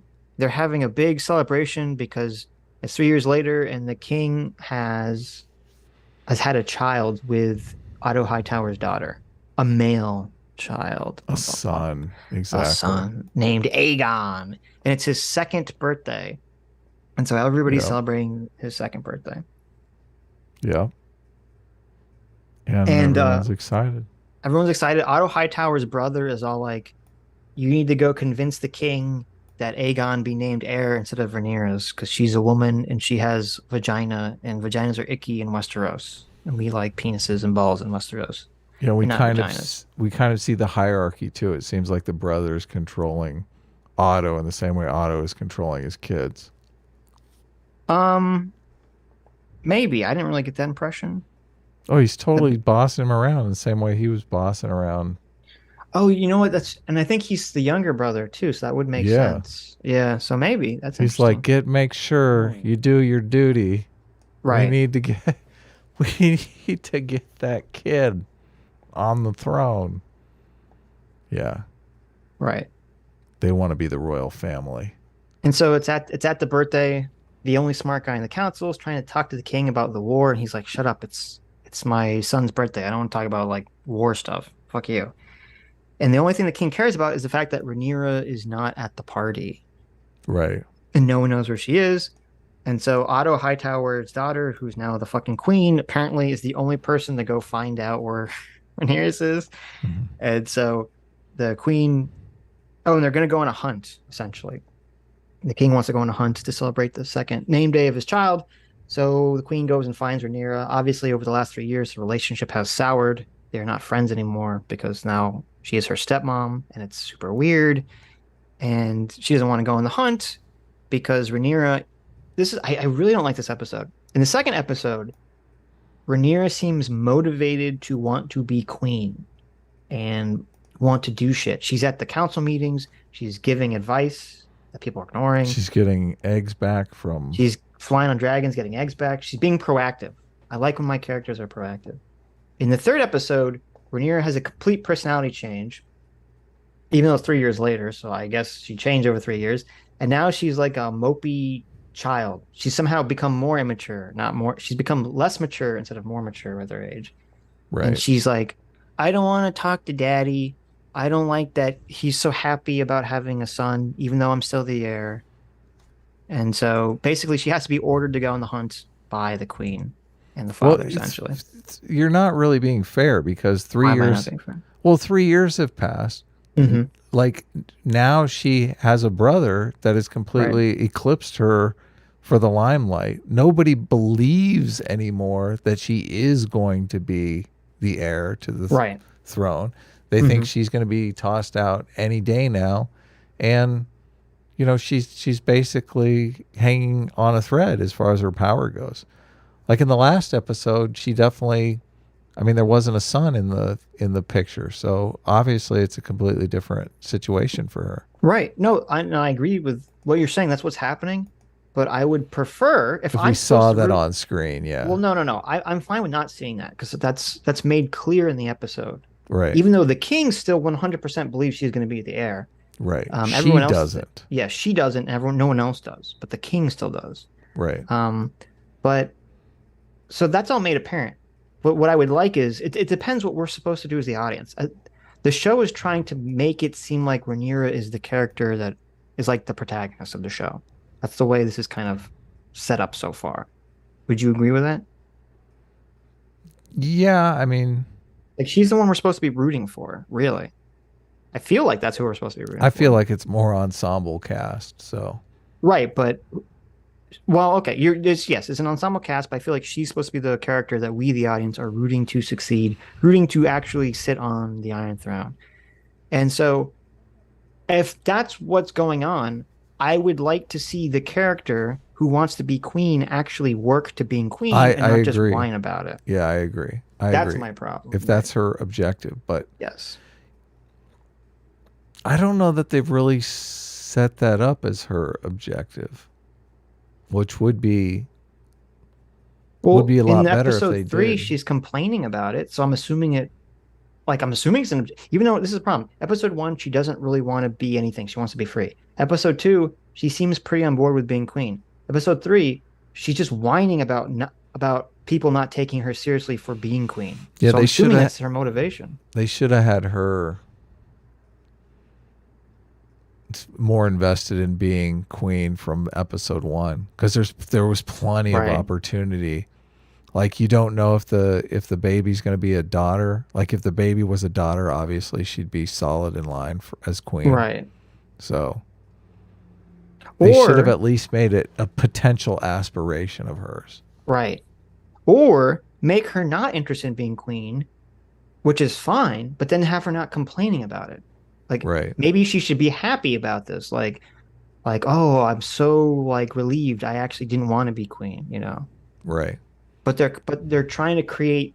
It's funny because this show goes so much to your conversation with Mahler about conflict because the show is the writers are trying to shoehorn as much conflict into every possible thing that's happening at every turn, trying to shove It's conflict into it. true. It's And true. so Yeah. they can't have her be happy with not being queen because that would ruin the conflict. So she has Right. to be upset about possibly losing the throne to create more conflict. Yeah. This is why ensemble casts are good because you move the conflict over to somebody else and you give a character an opportunity to be on an upbeat. Hmm. So, but yeah, no, they're shoehorning conflict in where it's not really necessary. Well, I'm fine with either. I'm fine with a character either wanting to be queen and then her acting proactively towards that end, or not wanting to be queen and not acting towards that end. The problem is when you try to have it both ways, where she wants to be queen but then does nothing to actually create that future for herself. Yeah. Well, the whole Unless, of goal of the course, script is to like watch her try to achieve some tangible goal, which she's like half involved in. right. Unless, of course, we're supposed to look at her as a viewer and say, "Oh, she's just whining about it." Like I don't think we're supposed to view her character as being non-proactive in those scenes. Even though the whole episode 3 is set up to make you think that she's going to be the better queen because the king goes on a hunt and the whole thing is the king is going on a hunt and he's supposed to find the white elk or it's a hart because a hart a female deer? I'm not sure why they call it a heart, but they call it the white heart. But it's a deer, a white deer. Yeah, it's a white. No, sorry, a hart is a male deer. Synonymous Okay. with stag. Okay. So they're looking for this white stag, essentially, because it symbolizes the king of the forest. And if he can find it and kill it, it's like a good omen. Just kind of silly, but okay. And so they set this up where, like, the way that the king, quote unquote, hunts is really pathetic. Like, they send a bunch of guys out with dogs to go, like, track down an elk that he's not a part of. And then they find the elk and they just tie it down. And then the king just comes over and kills it. And it's like, good job, you hunted this elk. This elk. Everyone's also trying to marry Rhaenyra, and Right. Rhaenyra We'll get takes there. But I off. just want to talk about the hunt really quick. Okay. Because this is they're contrasting this with so you have the king, he's on this pathetic hunt where people have to find the deer for him and then tie it down and then kill it. And then this is contrasted with Rhaenyra, where she has to kill a boar in the forest on her own. No, it's not. It's totally incidental that she bumps into the boar. No, I know that. I know that. But that's what I'm saying. Like, you have the father. He's on a hunt. He has to have the thing tied down for him. And then even when the deer is tied down for him, he still fucks up killing it. Yeah, He stabs it in the wrong place. It's pretty And then bad. Right, and then he has to stab it again in the correct place. Okay, then you contrast this with Rhaenyra. Rhaenyra is being attacked by happenstance, but still she's being attacked by a wild boar, which she kills with her own hands. And then directly after that, well, not directly, but the next day, she sees the White Hart. Okay, so the show is like, see, Rhaenyra is worthy of being queen, and her father sucks. That's how I'm reading the contrasting of these scenes put together. Yeah, they're setting her up to be queen. Right. But the problem is, but then she should actually be doing proactive things to be queen, not just moping around in a forest. Completely fair Okay. criticism. Okay. Damon also has a desire that he's And working on 24/7. yeah, exactly. Daemon wants to be king, so he's like, I'm gonna get my dragon and burn a bunch of fucking pirates to death. Like he's trying Yeah, to make yeah. his desire manifest in reality. He's got a Yes. plan.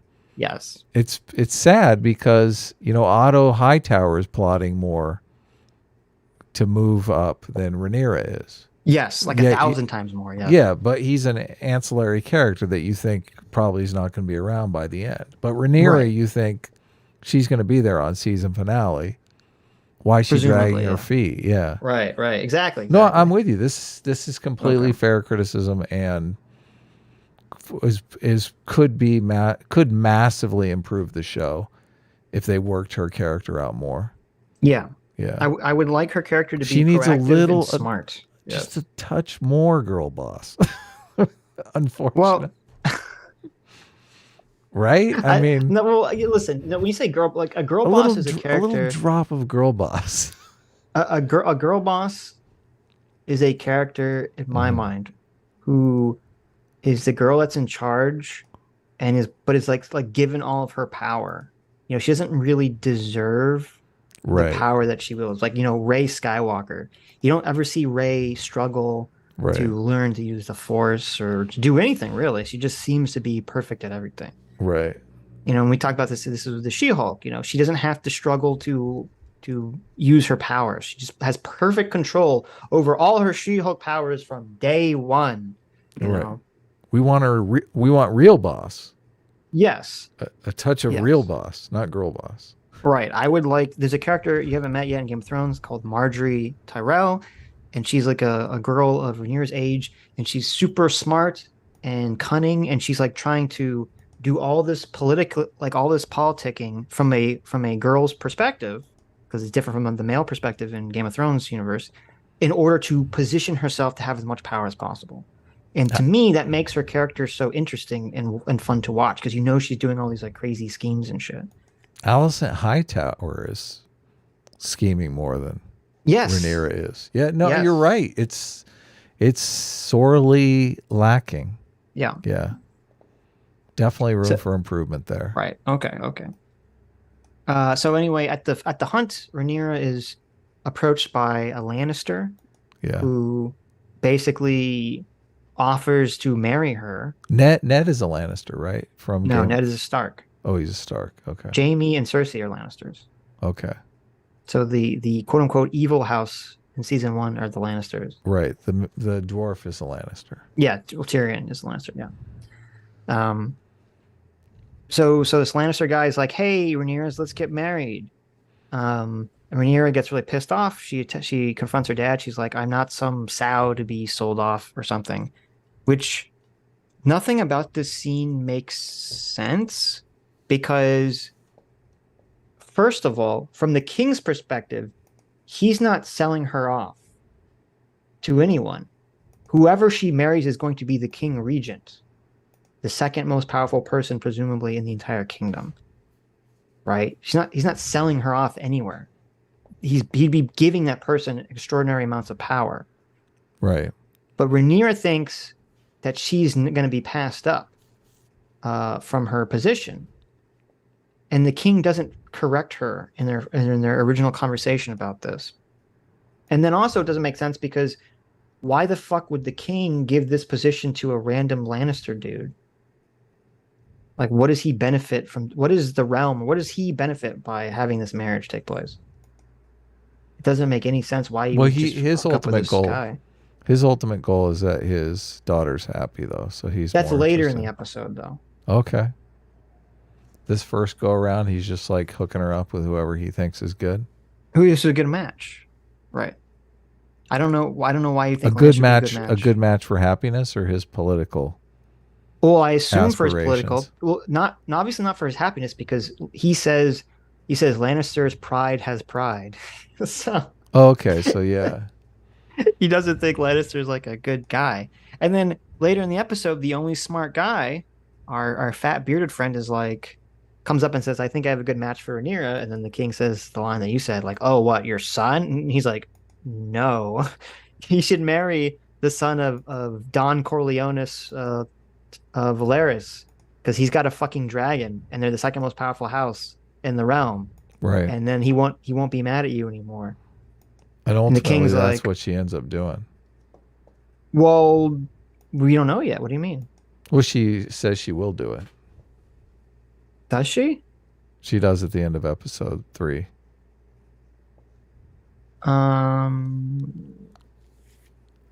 I don't remember, but Or 4 rather. She does at the no, end of maybe it's the episode episode. Oh, 4. you're right. You're right. It's episode 4. She says she'll do that. Yeah, Yeah. that's right. It was episode 4.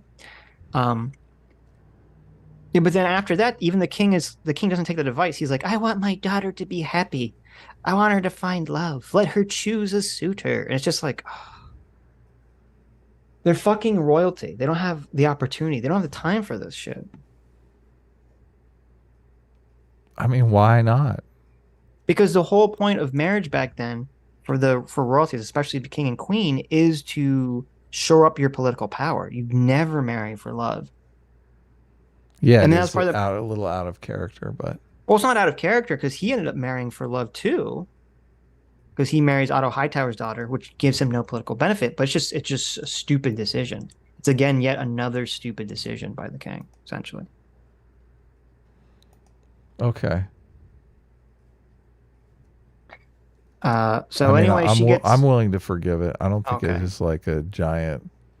It doesn't destroy the entire show that they're Well, taking her time getting married. I'm Obviously, not saying okay. Well, let me be clear. look, she's it completely. If she's immediately married, doesn't it completely destroy Yes, her drive to be on the throne? Like let now me she's a be baby factory. let me be clear. I'm not saying I'm not complaining about it from like the perspective of the show being like inconsistent. It's better for the conflict of the show for her to not be married right away. Obviously, Yeah, I agree with you. I'm just talking about from the perspective of like making the king look weaker and stupider. It just keeps feeding into the idea of the king being like incompetent, essentially, right. or making the completely wrong decisions, It's like and I just consistently. like I as a choice. Yeah. I don't see why you're so offended by the fact that the king is not some like Chad No, baller I'm that's not. I'm like because I'm not. I'm just because I've heard Mahler and other people that are trying to say like the king is like a good, competent king, and I just don't understand that. The so show to me is very so clearly making him incompetent on purpose. so this whole conversation you're just basically trying to shore up your argument with Mahler. No, I'm just as we're going through the episode, I'm just letting you know how I feel about these characters. Okay. Okay. I mean, but everything you're saying about the king, I don't like. It doesn't. Because you say I agree, and then that's it. But you Well, seem like you're like fighting me on it. I'm like, no, okay, no. For I agree, but yeah, okay. that's good storytelling. Yeah, Like no, I'm fine with the king being. he's a wreck. Yes, make the king weak. That helps the story. I'm totally fine with Yeah. that. Right. Make the king riddled with indecision and Yeah, I listen. conflict. I think the king is weak, and I'm totally on board with the show writing the king as weak. That Mm. totally is good for the show. Right. Okay. We don't want a show of, 6 Damians going head to head. Like that's Right. boring. Right. There's got to be different characters with different motivations Right. and Yeah. different personalities. Yes. So king being weak and stupid, I'm totally fine with that. Okay.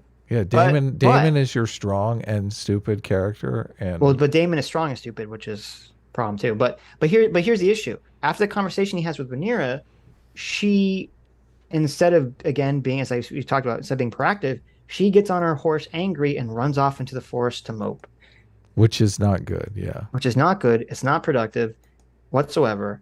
And her Kingsguard, Sir Kristen Cole, goes up running off after her. Right. And then they basically have their adventure in the forest where they bond, and she whines about no one taking her seriously. Then she kills the boar and sees the White Hart. And really nothing is accomplished. Like, Well, Nothing we is do accomplished. foreshadow them eventually fucking. So Yeah, I guess that's what's accomplished. That we yeah, foreshadow that they're gonna fuck. yes, which is another conflict thread in the story because you're like, oh my god, what? This is one of the characters that I like, and now all of a sudden he's got a target on his back Right, because right. he secretly fucked the princess. Yeah, The whole time you're going, that does not seem like a good move, right? yeah. It's just well. That's what's weird. It's a terrible idea, Right. and he never. I don't know. He doesn't voice it. I mean, I guess he doesn't care. I mean, I'm In the fine with it. next scene, you see on his face that he's like, He "Oh knows the best. shit." I'm totally fine with Sir Kristen fucking her. I'm Mhm. 100% fine. He's young, he's horny. He probably likes her. She's hot. Yeah. Well, Oh no. he looks very. I know she's supposed to be like 17, but she oh. does. She looks so young. Like Oh, okay. I think she looks very young. She does not look attractive to me whatsoever. But no, Too I'm too fine. young for She Sitch. she looks too young for me. She looks too young. She looks like she's 14, even though I guess she's supposed to be 17. I mean, I'm assuming she's of age, but I guess. I don't know. She looks very young to me, but I don't know how old the actress is. But no, I'm fine with that. I could totally buy that. He's young, horny, he likes her, he's dragged her. She's like really coming on to him super strong. So, you know. But so after all the hunt stuff, I think we said everything that's more about the hunt. After all the hunt stuff, Otto Hightower has a conversation with his daughter where he tells her, "Hey, she's you need to 22 go." years old, Sitch. Look at He you. does not look 22. That's crazy. There Do you you think she go. looks 22? Yeah, 22 looks young. I mean, Does it? Maybe I'm just an old she man and doesn't everything's she like doesn't look bonkers. she doesn't look 12 to me. Jeez. They had a 12-year-old in there. The king was gonna marry her, That remember? girl looked like she was 10. Like, Yeah. okay, here, I'm gonna give you a picture. I want you to bring this up for the chat. Because this girl does not look 22 to me at Yeah, but all. maybe the picture you're bringing up, she's younger in. You got to get a recent picture.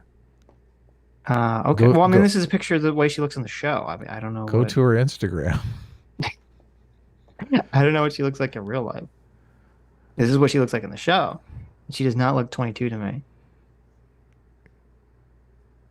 She Like, does. what? Yeah, there's pictures online of her with makeup on and without makeup, and like without makeup, she she looks considerably younger. So, and she doesn't have makeup on in the show. She doesn't, you're saying? Wait, well, Yeah, she's in a show. I mean, what do you mean? Of course she has makeup on. that's a picture I already have up. Oh. Like that's literally on the Yeah, I was screen right. I right was right. You now. have a picture of her right in the background. Yeah. I don't know. I'm looking at that girl. That girl that's not. You think that girl looks 22 in that Well, who picture? knows? She might be 20 in that picture. This might have been Do you think shot she looks 2 years 20 in that ago. picture? She looks like she's like 14 in that picture. Okay. I mean, I don't think she looks 14. No. Chat. How do we feel about this chat?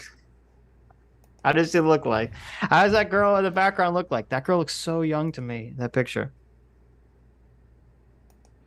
Okay. Okay, whatever. I'm not attracted to her. I'm not a pedo. Okay.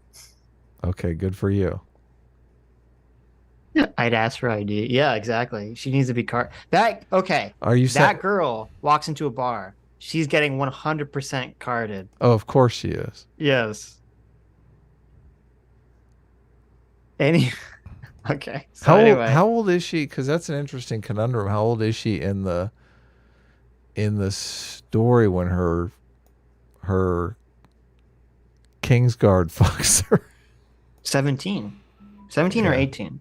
Because she's Yeah. 14-ish and then it's 3 years, so she's got to be 17 or 18. So she is of age Hmm. for that time period. But so Otto Hightower tells his daughter to basically convince the king to put her son on the throne instead of Rhaenyra's. And obviously she's very conflicted about this because even though Rhaenyra doesn't like her, she still likes Rhaenyra's, and she doesn't want to basically usurp her best friend with her own baby. And so she doesn't actually do that when she goes to the king. She doesn't seem to. She doesn't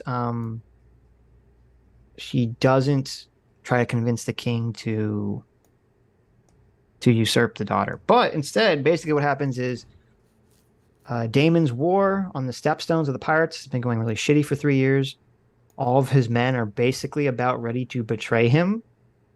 They're losing this war. And so they ask, Daemon doesn't because he is too prideful, but one of the Valyrian kids asks the king for assistance.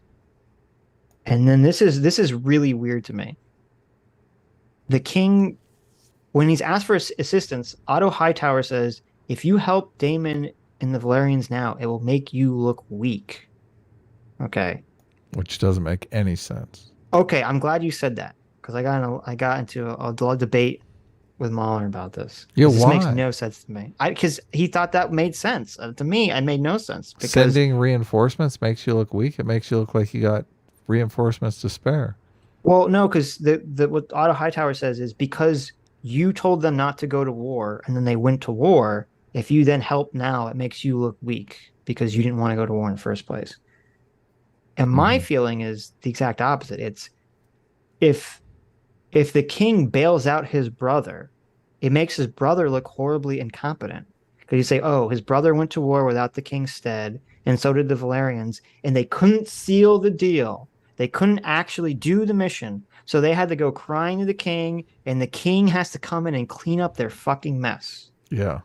And that's how I think everyone in the realm would perceive the conflict. That's the way Daemon sees it immediately. That's why he beats up the messenger. Exactly. And so when you're exactly it. And when Daemon gets the message that reinforcements are coming, he beats up the messenger and he's like, I'm going to go solo the crab guy myself. Right. Okay. Yeah. So, but here's my question. When Otto says this, it would make you look weak. Is either A, Otto stupid, or B, Otto wants Daemon to die and he wants the other Valyrian house to weaken itself. And so he's just hoping that they'll just keep fighting and then possibly like get themselves killed. B. Okay. So he lies to the king. So he's lying to the king. Okay. Which plays out in episode 4 when he tells him his judgment has been compromised. Right. Which it has been. Yeah. Because, obviously. in episode 3, and this to me is where the king is like really fucking dumb. In episode 3, when all the people are trying to marry Rhaenyra, Otto Hightower comes up and he says, hey, you should adhere to the old Targaryen tradition of incest being wincest, and you should marry Rhaenyra to my grandson, Aegon. Yeah. It's just like the dumbest fucking idea on the planet, because that doesn't accrue any benefit to the king at that time period. He gains nothing from that. And he would be. But Otto Hightower gains a lot. Otto Hightower gains everything from it, but the king gains nothing from it. Yeah. And that's really the moment that the king should have been like, your judgment is compromised. You're not the hand anymore. Like, fuck off. Right. But so anyway, but they saved it because they want Rhaenyra's character growth. Right. Well, and also I'm not sure Viserys is smart enough to really put the pieces together. But look at you, just like. What? You don't like Viserys? Well, I don't. No, because he's dumb. I like that. I mean, I'm fine with the character existing in the show. He serves a purpose. I'm saying I'm not going to root for him because he right. makes consistently bad decisions. I mean, he's just trying to survive. Okay, he's not really. There's not really much to root for. No, he can. What do you mean? He just make good decisions. You're rooting for him to make good decisions. Yes. Okay. Here's how Game of Thrones, the original Game of Thrones series, works for me. There's two types of characters I like. I like characters I agree with morally. You know, you have your Ned Starks, you have your Tyrions. Maybe Tyrion's less than that, but you have your Starks. The Starks and you have Daenerys. These are the characters you side with and support because they're making good moral decisions, right? Right. Then you have the characters who are either evil or not making moral decisions, but they're very clever. They're very smart. And that makes them interesting. You know, you have your Varyses, your Littlefingers, you have your Tywin Lannisters, and they're kind of like, even though they're not good, they're doing interesting things because they're clever. And you're like, oh, I wonder what they're scheming. What are they going to do next? Mm-hmm. And so to me, I need one of these two things to like a character. I have to either support them morally or think that they're smart and doing interesting things. And so when you have a character like this king, who I think is kind of like whatever morally, and then weak and making poor decisions or stupid decisions, I don't like him because I'm like, okay, there's nothing for me to really like about this character. It's personal preference, though, Oh no, obviously. it's 100% personal preference. Yes, 100% personal preference. Characters are what they are to fill the A needs need of for the the story. story. Yeah, Yes, exactly. right, right. And I think he does capture our attention. Yeah. He does. I just don't like him that Right. much. I'm not really rooting for him. That's my big problem with House of Dragon. There's no character that I'm really rooting for to succeed. Daemon. Let's look at that. It's just like silent. That, who the fuck's rooting for David? David's a piece of shit. Look, if you got rapers in your neighborhood, you want Daemon on your side, okay? Daemon's Uh-huh. going to take care of business. Oh, of course, of Daemon course. he's not going to let the rapers go free, okay? Hmm. He's also gonna Da- beat up the. He's gonna like try to beat to death the messenger who just gives him a note he doesn't Daemon like. Daemon doesn't believe in bail reform, I okay? say, Daemon Targaryen, tough on crime, Daemon Tark 2024. exactly. Exactly, you know? If Yes, crime is getting out of control, sometimes you need a Daemon to that's step what we in. need. Daemon Targaryen should be like, my liberal father, my libtard father here is soft on That's crime in King's exactly. Landing. Okay, Exactly. what is all this bail reform for my father done? It's let the rapers go free. But I don't believe in bail reform. I believe in testicle reform.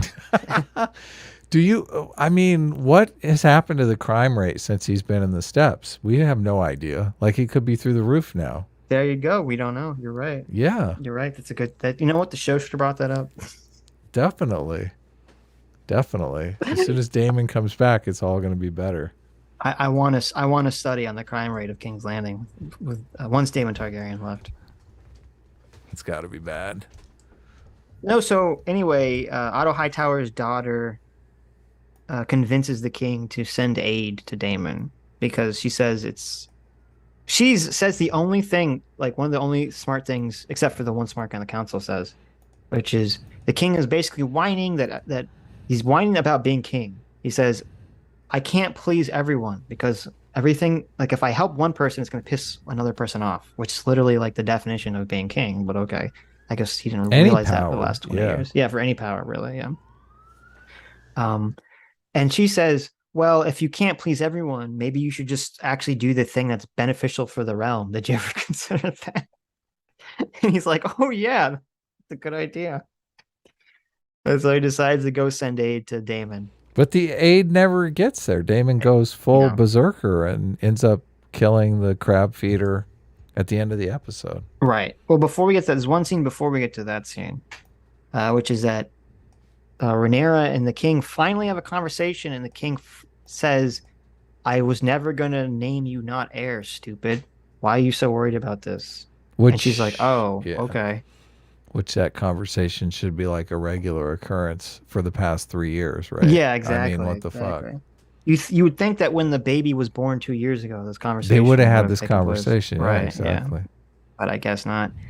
Because then you wouldn't have drama and conflict. Well, I mean, now I'm doing the well. Maybe the king is avoiding the conversation because he wants to have it both ways. Like he doesn't necessarily know. There is a scene where he does say he'd faltered. He had considered Right. replacing his son as the heir. Right. That's true. We did pass an important scene where it's during the hunt. It's outside at night. He's standing in front of a big bonfire. The queen comes by, and he tells her he's very motivated. The king is very motivated by wanting to have the ability to see the future. He thinks it'd be so cool if he had the ability to, see the future in his dreams, the gift of prophecy. Right. And so he has a vision that's basically been motivating a lot of his character, which was he had a vision that his male heir would be put upon the Iron Throne. And so he's very invested in making that dream reality. And so that's why he faltered. But he still seemed he said he faltered once, but he seems pretty consistently on board with Rhaenyra being queen. The king, like, I think it would make more sense if the king actually didn't know what to do. If he actually did kind of want to put Aegon on the throne instead of Rhaenyra, then I think the episode would have made a lot more sense. But he doesn't. He seems pretty committed to putting Rhaenyra still on the throne. Right. Well, I mean, it's not really fleshed out enough. Mm-hmm. I mean, he could be faltering back and forth, and that's why they're not really having a conversation about it. I don't know. Maybe like every He time, could be but assuring her in ways that are not mm-hmm. assuring. It's possible. But even when the Lannister guy comes up, so when the Lannister guy talks after she rejects the Lannister guy talks to the king, and the Lannister guy's assuming that she's going to lose her inheritance to her brother. And the Right. king's like, why the fuck would that be happening? What are you, stupid? Yeah, he gets pissed off. Right. So again, it just to me, it really cements in my mind that the king is pretty on board with Rhaenyra being queen. But Right. whatever. You're right. It's not really fleshed out, which it should be. If that's going to be a central theme to Rhaenyra's character, it should be fleshed out. So then I don't know how you feel about this. I hate this fucking sequence. So Daemon getting news that the king's going to send reinforcements and is pissed off because it's going to steal his glory and his honor. He decides to do a one-man Yeah, but berserker. it's ridiculous. It's totally Yes, okay. ridiculous. Yeah. Okay. There's like 1,000 arrows. Like Yeah. he gets hit by 3 arrows and he pulls 2 out and breaks one off and he's In still non-vital going. places, of course. Yeah, well, I mean, an arrow goes through his breastplate. I mean, I thought the whole point of the armor was to keep the arrows out. So, Well, I'm sure it stops its penetration power to some degree. okay. And I don't know. You'd have to talk to someone who knows more about medieval shit. I think a lot of Mm-hmm. the armor too is to like deflect glancing sword blows and stuff. Mm-hmm. Because I would assume they would construct the bows Like to it's lightweight enough because they because have yeah, to you got to move move. around. Right, you Yeah. got to move around and stuff. So Yeah, it is. It is totally ridiculous. Yeah. yeah, so the way this sequence works is Damon rows out to the islands with all the pirates, and he puts up like he waving a white surrender flag by himself, and they like nothing about this makes any sense. So then the pirates slowly walk out to see if he's actually surrendering. And then of course, when a bunch of pirates get close, he's like, "Fooled you, I'm not surrendering." And he just starts like killing like waves of people by himself. It's like a kung fu movie. Like he kills 3 people, and then they send another 3 people. And then he kills the 3 people, and they send another 3 people. Like, and he's just running towards the cave entrance, like just chopping people up, and then just sending them out like one at a time to die. And the whole time he's doing this, like above him, there's like a second tier of the cave. There's like hundreds of archers, and they're all just shooting arrows at him, and no one can fucking hit Damon. Well, and not only that, a guy shows up with a dragon and starts blasting him. And I was Oh thinking, yeah, I wasn't even there yet, I but was like, you couldn't do that before? Like he started running across the beach, maybe? well, so they said before Damon goes on this suicide run, they said their plan was they can't get the dragons inside the cave, so their plan was they wanted to send one person to lure all the pirates out, and then they could kill them with a dragon, which to me makes no sense. Why would that lure anyone out? There's one guy on an island. They just either ignore him or just kill him by sending like a group Yeah. of 10 people to go kill him at once Get instead him, of sending them crabs. one at a time. Like, why didn't they just send like 10 guys outside at the same time to just walk at Damon, surround him, and kill him? He can't fight off. I'm assuming Damon isn't a kung fu warrior. He can't fight off 10 guys with swords simultaneously. Yeah. But anyway, so Damon's cutting the guys one by one. He's dodging all the arrows. He finally gets hit by 3 arrows after like, 3 minutes of running and dodging arrows. And then, as you said, then the dragon shows up. Oh, and then once he's like, and this doesn't make any sense. Once he's actually hit with the arrows and he's hiding behind cover, then the crab guy sends like the whole army out to kill this one guy who's now hiding and been hit by arrows. Yeah, just And let him then bleed to death. yeah, just let him bleed out. And then the dragon shows up, of course, and then the army shows up, and they ran out of the caves. Oh no! And so the dragon kills everyone. And Was then the we see army the reinforcements? no, that was Yeah. the Valerian. The reinforcements never get there. That was the Valerian guy's army. Yeah. So, and then Then the crab feeder is defeated off screen by Daemon, Yeah, we don't see and it. he's the big hero, and that's the end of the episode. Yeah. They're focused more on the interpersonal dynamics of gaining power than they obviously are the fights. Yeah, I don't care that the fight happened off screen Right. because the crab feeder guy is unimportant. Like he just exists to create like this Yeah. conflict in the plot. He's a MacGuffin. He's a MacGuffin, yeah, so that's fine. I just don't like that Damon did his suicide charge and you know didn't die. Like it's just Right. ridiculous. This is my last chance Right, to be big hero right. before my big brother comes and saves my ass. Hmm. God, the throne in the new one is so much better. I know, right? Oh yeah, it's amazing. So episode 3. That's episode 3. Episode 4 Episode starts. 4, yeah. Rhaenyra is on her quest to find an heir, or not an heir, a quest to find a husband. And it's really weird because she's at some, I don't know where she is. She's in some throne room somewhere that's not King's Landing. There's a line of suitors, and it's like, it's all like the B team. Like it's an old man, like a guy who's far older than her is like, I'll be your husband. And she's like, fuck you. And then there's like a 10-year-old child is like, I'll be your husband. She's like, fuck Mhm. you. Hey, that guy's good with a sword.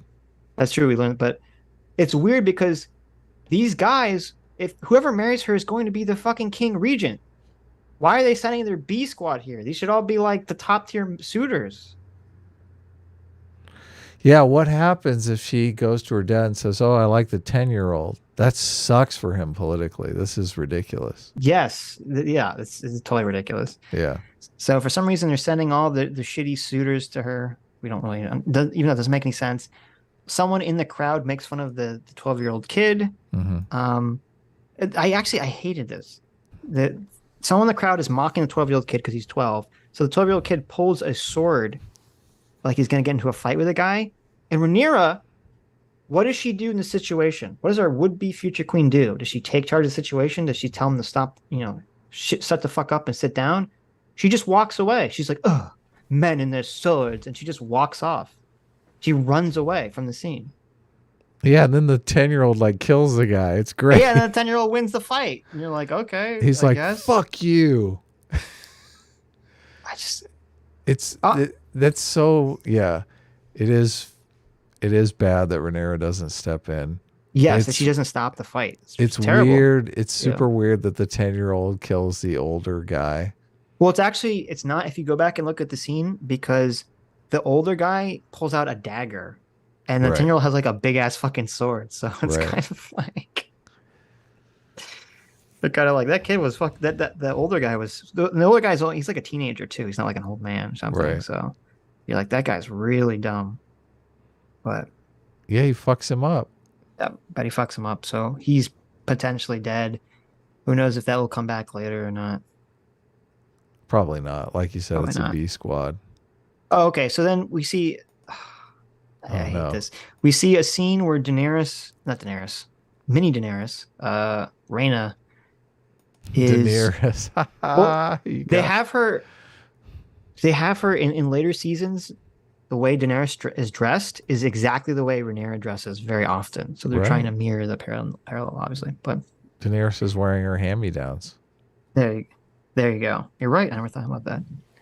But so Rhaenyra is going back to King's Landing. She's on a boat, and her uncle intentionally flies his dragon close enough to the boat to create a wind gust that knocks the boat like to the side, which makes Rhaenyra like slam her head very hard into the side of the boat. Yeah. like this is like super hard. You're like, holy shit, is she like have a concussion? Like what the fuck happened? Yeah. No, conflict. No, but here's the problem. Rhaenyra is like not upset that happens. She's like Right. happy. She's like, oh, my uncle just gave me brain damage. He's so cool. Yeah, I think I'll fuck him later in this episode. Yes, it's so weird. Come on, this is the foreplay of it. This is the foreplay. Let me give you brain damage. Listen, maybe listen, maybe I just don't understand women. Okay, you can officially put this on the Sitch, the title of Sitch. Sitch does not understand women if giving them brain damage is the way to get into their hearts. What Okay. you don't know is she totally wasn't going to fuck Damon Oh, until he did that and she hit her head. And then all of a sudden it was like, oh, this I is the guy see. for me. I see. So when Rhaenyra hit her head, it damaged the part of her brain that makes rational decisions. Yeah, of course. There you go. And then she's suddenly like, I can't wait to fuck this guy. He tried to steal my crown from me and gave me brain damage. Right. No, but it's like immediately after it happens too, she looks at the dragon flying off and she's just like happy. She's like, my uncle's back. Yeah, maybe it So, was an but accidental. it was this okay. The dragon has the entire like sky to fly in. It doesn't need to fly next to the boat like that. Is riding a dragon like riding an elephant? I feel like it might be. No, because I think they never explain it, but they have some kind of like psychic control over the dragon to some extent. So It's better. Okay, so that's Damon better. goes in and he's got his wooden crown on. He's going He's back he to King's Yes, Landing to meet with the king. right. And So there's so this big Damon, tension whether or not he's like challenging the throne or whatever. right, because he walked into the room with a crown on his head. Right, into the Yes, throne room. He's like, yes, guess what, brother? I'm here to fuck you up. And then he's like, ah, yes, psych, just kidding. Here you right. go. Here's my cheap ass throne you can have. My cheap crown. Yeah. He Yeah, and he he kneels down and he pledges allegiance to the king. right. He says, you're the man. He says, "You're the man. We won the Stepstones Yeah. for you." Right. And so then the king says, "All is forgiven. I love you again, brother. Let's hug." Hmm. Even though he told him not to go to war and had to send Yes. reinforcements, and I'm assuming never got there because it was over before. Yes. And he Right. stole a dragon's egg, and he's Right. just been kind of a dick for his Right. entire life. But whatever. Yeah. It's fine. Listen, it's fine. He's happy to see his Thanks brother. for Okay. forgiving me. Now, where's that Yeah. niece of mine? Yeah. Right? Right. Right. And so the next scene, like the king and the brother are all happy and they're celebrating his victory, and the king is cucking himself by talking about how much his mother liked Damien better than him. Oh, this is like the tapestry scene. Did you see the meme that's going around? No, what's the name? The meme is she comes out and asks, "Oh, we have Rings of Power. Would you like to watch Rings of Power?" And they're all laughing. Nobody gives a fuck about Rings of Power.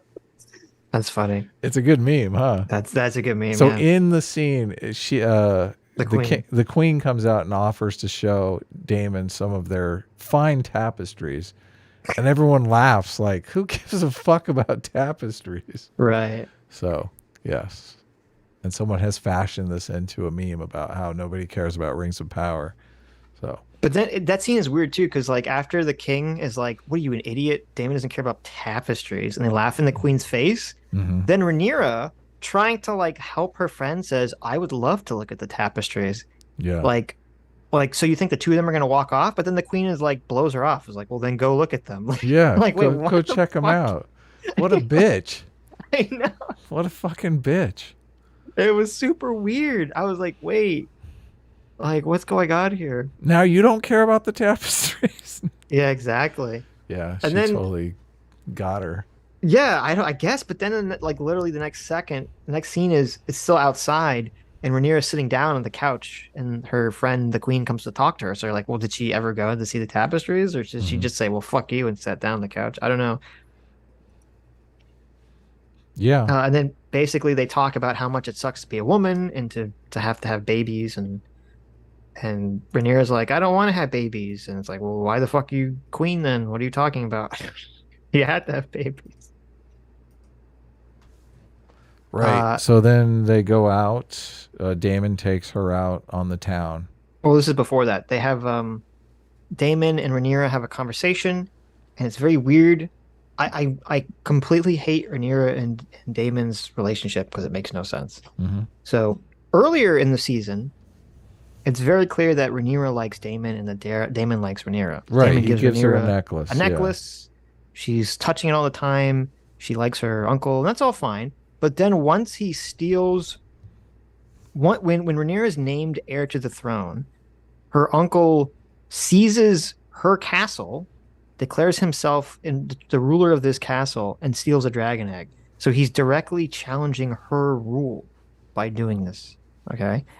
And then when she shows up, he does relent to her, but then he goes off to wage war without the king's consent. So, and it's uh, in order to gain personal glory for himself, basically, to increase his own standing and power in the kingdom. So everything Daemon is doing is to try to steal the throne from Rhaenyra. And Right. is she just like too stupid to understand this? Like she should not like her uncle at this point. She should feel like her uncle is betraying her. And And it's yet never she really played up either. no, she's just so like when he shows up again, she's like, "Oh, I like you, uncle. I'm glad you're back." It would It's be so weird. it would be so much better if she was completely two-faced to him. Like if she played the I like you, you're my favorite, and then you saw her with other people completely calculating to get him out of the way. Oh, yeah, that would be a good idea. Yeah. Right. Because you'd see that she really did desire her goal and she was actually doing the smart thing, which is to Hmm. keep him placated. Oh, I'm just a dumb kid who could care less about, I'm not a threat to you at all. Right. Yeah. That would be a really complex character that would be far more interesting than what we're seeing now. Now she just is, I mean, especially in this episode, she's Hmm. all elephant. Like she's just going with her whims. Right. She just wants to bang her uncle, I guess. Yeah, he takes her out on the town, takes her to a show, and the show, like what the show in the show, they're kind of down on her, right? They're basically saying there's no way she's going to be queen. Well, it's even worse than that because the setup for him taking her out is weird. He leaves a bag in her room that has common people's garb and a map that shows that there's a secret entrance literally next to her bed that leads outside the castle. Wouldn't you be worried if you're the fucking heir to the throne and someone's like, "Hey, there's a secret door Yeah, literally next to your bed you would every night get where you're sleeping?" something big and heavy to put on that secret Yeah, passage. right. So she doesn't seem bothered by this. I'd be really bothered by the fact that anyone could just walk into my fucking bedroom while I'm sleeping and I'm like supposed to be the next queen, but okay. Yeah, so she sneaks out and yeah, Damon takes her on the town and yeah, they watch this play, which is making fun of her ability to be the next Right. queen, which essentially would be the people in the play committing treason, essentially, publicly, Yeah, which is you're a little weird. right. Yeah, but I mean, it is good that Damon is showing her this play because he's doing it to show her authority being undermined. Right. Well, but see, and that's what annoys me too about her character and why like she seems to be an idiot. She doesn't realize why does she not realize that that's why Damon's showing her this play? Like he led her to see this play. The play is showing that people undermine her authority. So obviously Damon is going to suggest that they get married and that together they'll be able to rule the realm. But Right. it's so obvious that's Damon's play and she doesn't see it. Yeah, no, she's not written as a very smart character. You're No. correct. Yeah. She's not, I mean, she's not really written as a character that is intrinsically motivated at all. I mean, she's just kind of happenstance from place to place. Aside from getting back the dragon's egg, Hmm. she doesn't really do anything. Even the boar thing, which, I mean, it's just accidental. The Yeah. boar attacks her, and the other guy even knocks it off her before the other guy takes a blow at the boar, and you think the boar is dead, but the boar comes back for a second go, and Rhaenyra finishes it off. Well, no, the boar like jumps on top of her and she stabs it in the neck, doesn't she? And then the guy No, I pushes it think off the her and then she stabs it some more. I'm not. No, I think the boar mauls her, and the guy knocks it off of her, and then it's dead there, but it gets up again, and she finishes it off. Let me see. Well, I'll Look it bring up. up the Yeah. episode. I'm on episode 4 right now. Next time I'll figure out a way that I can scan through. Although I don't, this has so many boobies in it. I don't know that I could even do that. Well, you just have to miss the. Well, maybe this episode would be a little. This one would be tough. Yeah, This one would be very there weren't boobs dangerous. in the previous episode, Right. so. I mean, I And guess. also, how shitty of a Kingsguard. So she chooses this Kingsguard, Kristen Cole, because he's the only one that's been in a real fight. This guy gets his ass kicked by a boar. Yeah. Like, like they hear rustling in the forest. A boar comes out and immediately knocks him like the fuck over. Yeah. And So I attacks don't know. her.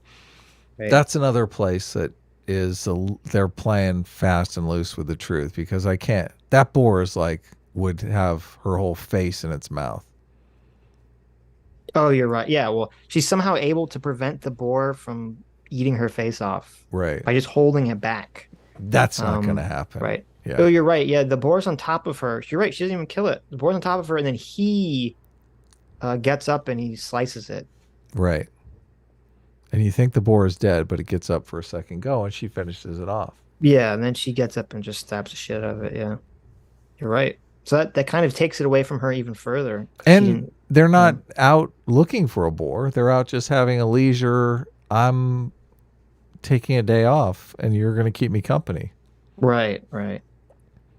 Yeah. Mm. So it's not really. It's not proactive. And No. then she comes back with the boar and everyone thinks she's a badass. I mean, she didn't like, does she tell people, oh, yeah, we went hunting for the boar? Last I saw, she ran off because, She was mopey. yeah, she didn't want to get married. Right. So then the scene happens. The Damon takes his niece to a brothel where all these people are having sex, Mm-hmm. and she's getting turned on by it. And then he Well, are tries to you have. getting turned on by it? I mean, I'm there's not like a getting. full-on orgy going on in this I'm not episode. getting. I'm not getting turned on by the scene. There's like a bunch of people having sex in like a basement, a gross basement somewhere, and this guy's showing his niece around. Like, look at all these people having sex. I'm not getting turned on by this now. Were you getting turned on? There's like the pleasure houses where everyone is like Uh-huh. full-on orgy everywhere. I guess not Such as my dirty, Mhm. disgusting sex basement is not my jam. You've I never don't know about been? you. You've never been to one of these places? One of these? No, I've never been to the orgy basement. No. Oh, okay. You got to check it out Okay. sometime. Mm-mm.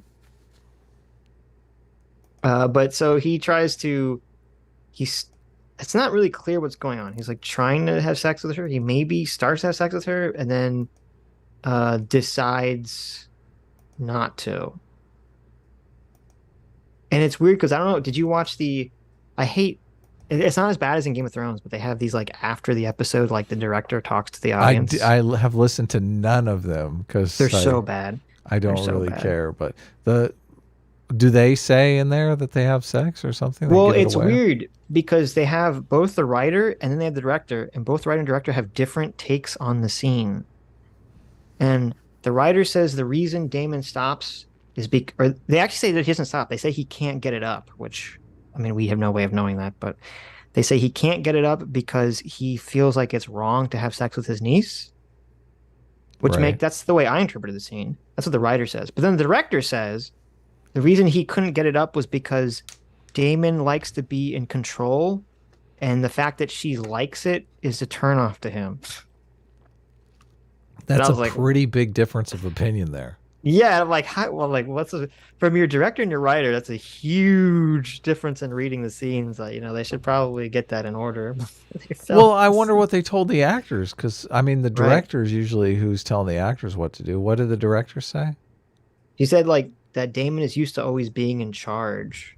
Okay, so that's what he told Damon then.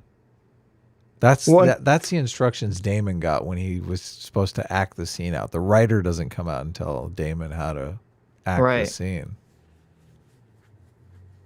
right. I mean, I don't know. That didn't come across to me in the scene, that interpretation. So I guess it doesn't matter. I interpreted it the way the writer said that he just didn't think it was right to bang Mhm. Rhaenyra. because I do think he actually does like her as a person, Right. and I would assume he would feel bad for trying to use her politically. But Maybe he's just really fast and he did bang her though. It never really says. I don't think so. Well, I It guess the seemed writer and the director both have said they don't bang. So right, and she does not seem like she'd been banged because because it's she's like because she's still horny, she goes home and bangs yeah. her. So, but it's kind of funny because like he just walks away. She's just kind of standing there with like her pants down around, like what? Didn't she run off with her pants off or something? It's No, she pulled. I don't think so. I think she pulled her pants back up. oh yeah, she's got her she's still got her pants down around her knees. Yeah, she's like, what the fuck? And so she pulls her pants back up. She runs off. There's like a little kid, and for some reason, in this brothel or like right outside the brothel, there's like a 10-year-old boy who is a spy for Otto Hightower. We find out. There's got to be spies all over this place. I mean, Yeah, this I is guess. valuable information. Nobody knows what Rhaenyra looks like, the second in line for the throne. Well, That's why I was uh, like, this scene is riddled with conflict because I keep going, how are people not noticing this? yeah, you would think more people would have known because, like when she first goes out, she's hiding her appearance, who she is, Yeah, obviously. But then when she's in the brothel, she's like both her and Damon are so out in the open, and they have very long distinctive white hair. Yeah. hair. It's like it's not like it's super obvious to everyone who they are. And you're right. Everyone in the world should have been, paying attention to like this. I mean, there's literally a scene in the first episode where when Damon is having sex with a prostitute, like all these people are watching him because they're like, Yeah, it's the because they know he's prince. famous. Right. Oh, so then the king is having sex with his queen and she's so not into it. Privacy is not a thing in this world. No, no. People are having sex on the streets and stuff, but So the princess is definitely taking one for the team. You also see that the sores on his back are like giant now. Oh my yeah, he's god. super sickly. All his sores are growing. I think he's lost his fingers. He's banging the queen. She's so not into it. Yeah, you're talking about this character being weak. I mean, he's not gonna. I mean, he's dying in one of these episodes. So you got to see Yeah, that obviously. coming. Yeah, Yeah, obviously, obviously. the whole Or I thought you were thing gonna say is. he's not weak because even though he's all sickly, he's still banging his wife. I mean, he could buy. Well, of course, that's the only realistic part of the whole thing. There you go. The he's got to be. I mean, he could be gone next Sunday for all we know, and Yeah, you're right. Yeah, he's gonna die yeah, soon. Assume. Well, I don't know when he dies, but he's yeah. gonna die at some point, obviously. This is why I don't think they. I don't think they wrote him to be the character that you're in love with. So, Wait, okay. I'm gonna say it one more time. mhm. I'm fine with the king being weak. Okay, I'm 100% fine with the king being weak. say it one more time. I'm 100% fine with the king being weak and Okay, stupid. so It that does it serves in my mind, this story makes sense because the king is weak and yeah, stupid. It wouldn't make sense if he wasn't. yeah, And what- it's far more interesting. Right. Well, it'd be a different story if he was smart, but and strong. So Rhaenyra goes back to the castle, Hmm. uh, and then she totally seduces Yeah, what's her that guy's guard, name? I can't remember. Kristen Cole. So Kristen Cole. Yeah. Yeah. Right. She's playing games with him. She seduces him, and he's totally all for it. Well, And he's reluctant at first. He does his best to. he's a little reluctant, but not for long. Right. It's like, Next thing you know, they're having sex, yes. and I keep thinking Kristen Cole's gonna get beheaded in the street pretty soon. Yeah, well, I mean, obviously, if it comes out that he had sex with her, that's like a huge problem. How's it not though? I don't understand. There is absolutely no privacy in this world. Well, it's weird because the way the scene is shot, there's a couple scenes where they kind of show like it's like the camera's behind a desk or a wall or something, like while they're having Yeah, like sex. somebody's looking from the Right, distance. Yeah. right. And you don't know if it's just a camera shot or if someone is actually, watching them. Because we know that there's a secret entrance in her room Yeah. that Damien knows. Well, actually, we know it's probably not Damon because we see Damon passed out the next morning. I mean, I Right. guess he could have. It would be really weird if Damon chose not to have sex with her, went back and hid in her room, and then went back to the brothel and passed out. That seems weird. I So I'm wonder assuming it's if not Daemon, but it could be somebody. I wonder if Hightower is going to use this guy, like blackmail him to do something for him. That might be in the future. It doesn't seem like Hightower knows in that episode that that happened. Yeah, but you know Hightower knows. Well, he might know in the future. You think he knows that she had sex with Kristen Cole? I think probably so. I don't think so.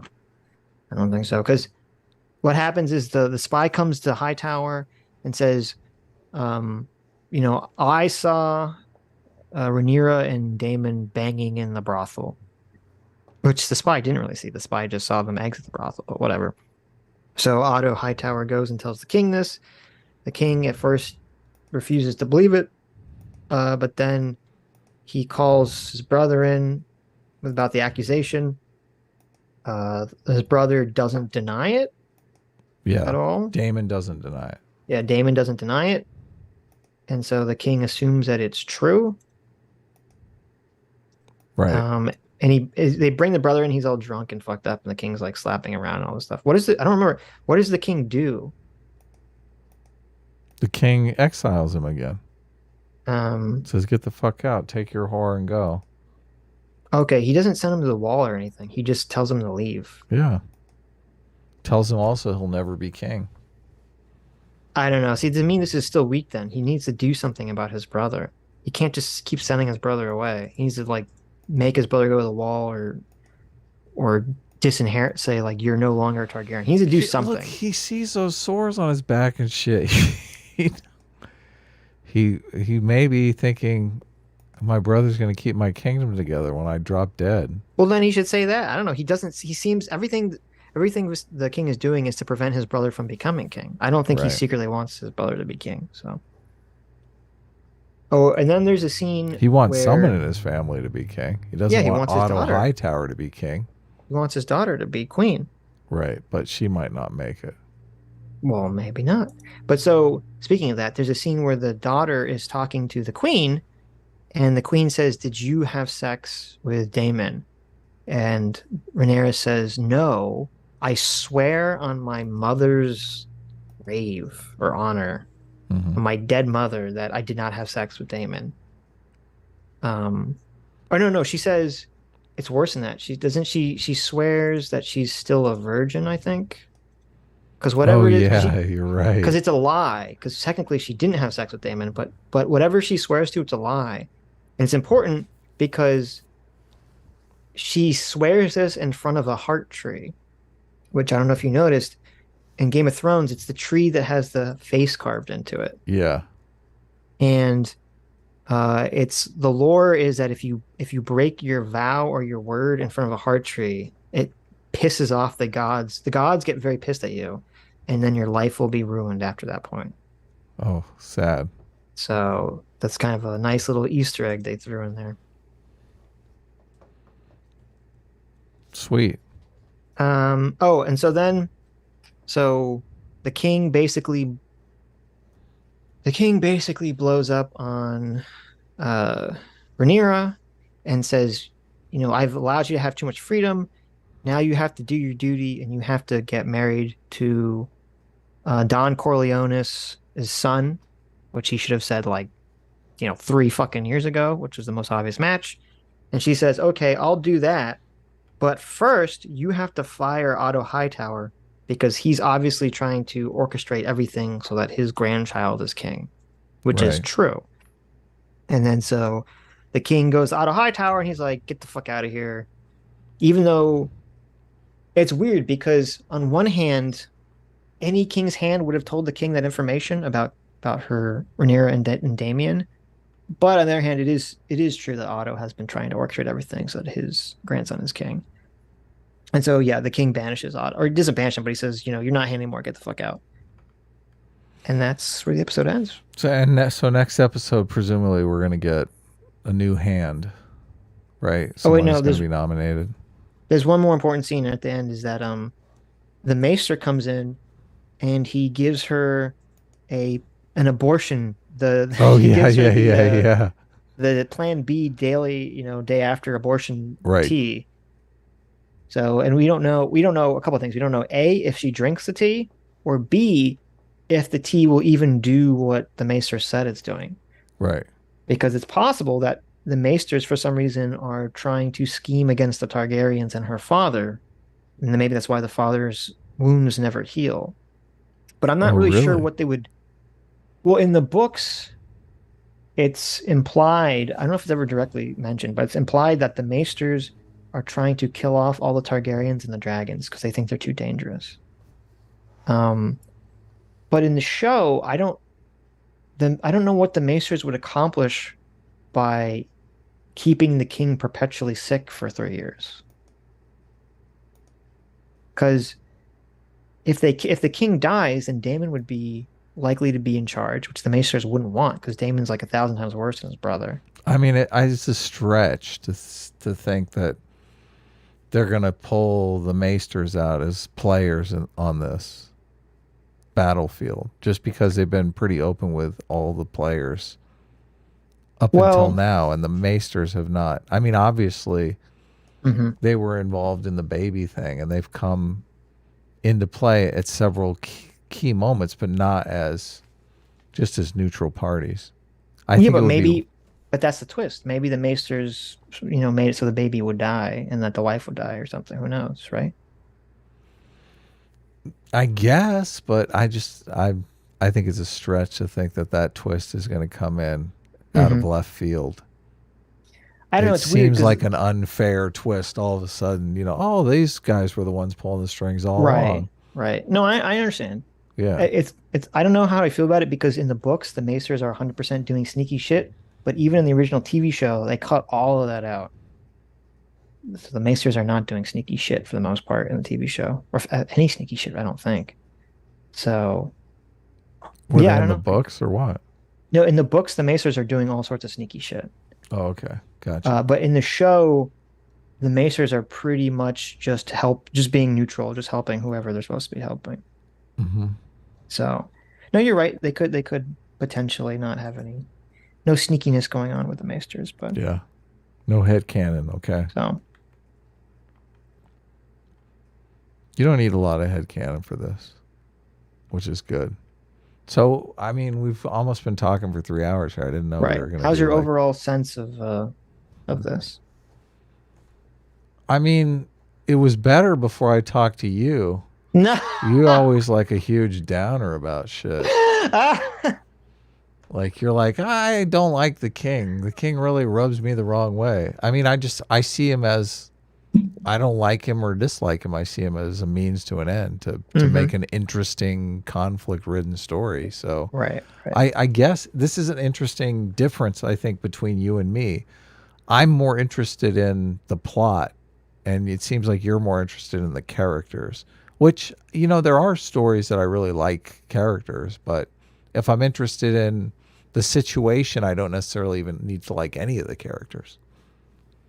Well, I'm trying to think of like what's a show or a movie that has no characters I like but has a very interesting plot. Yeah. I'm not sure I can think of one.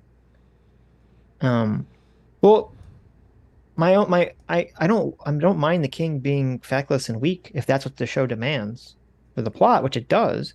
I just, as I said, I want there to be like at least one person that I'm rooting for. Yeah, see, I'm interested in the situation. And you're saying you don't care. You just find with the conflict unfolding and being interesting. Yes, I share your your feeling that there's no one here to root for. Hmm. I'm not really rooting for anyone either. I feel the situation's interesting enough to keep my attention. I mean, I might be rooting for Damien just a tiny bit because that's I mean, he's the one with the clearest goal.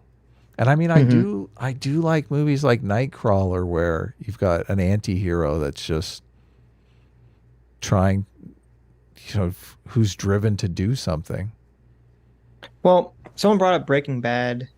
Um, Yeah, the Breaking Bad is the same situation. Are you but the, supposed to the like Walter White or are you Well, there's a couple things. First of all, you do feel empathetic for Walter, at least at first. Maybe you lose some of that empathy along the way as he becomes like more evil. But even when he's evil, he's still smart and he's still doing interesting things as a character. Right. Yeah. So I'm still interested in seeing like, what is Walter going to do? How's he going to get out of this situation? Like, and so even if the character is not moral, as long as they're interesting, I guess. If the Yeah. character is interesting, I'm fine with them being immoral.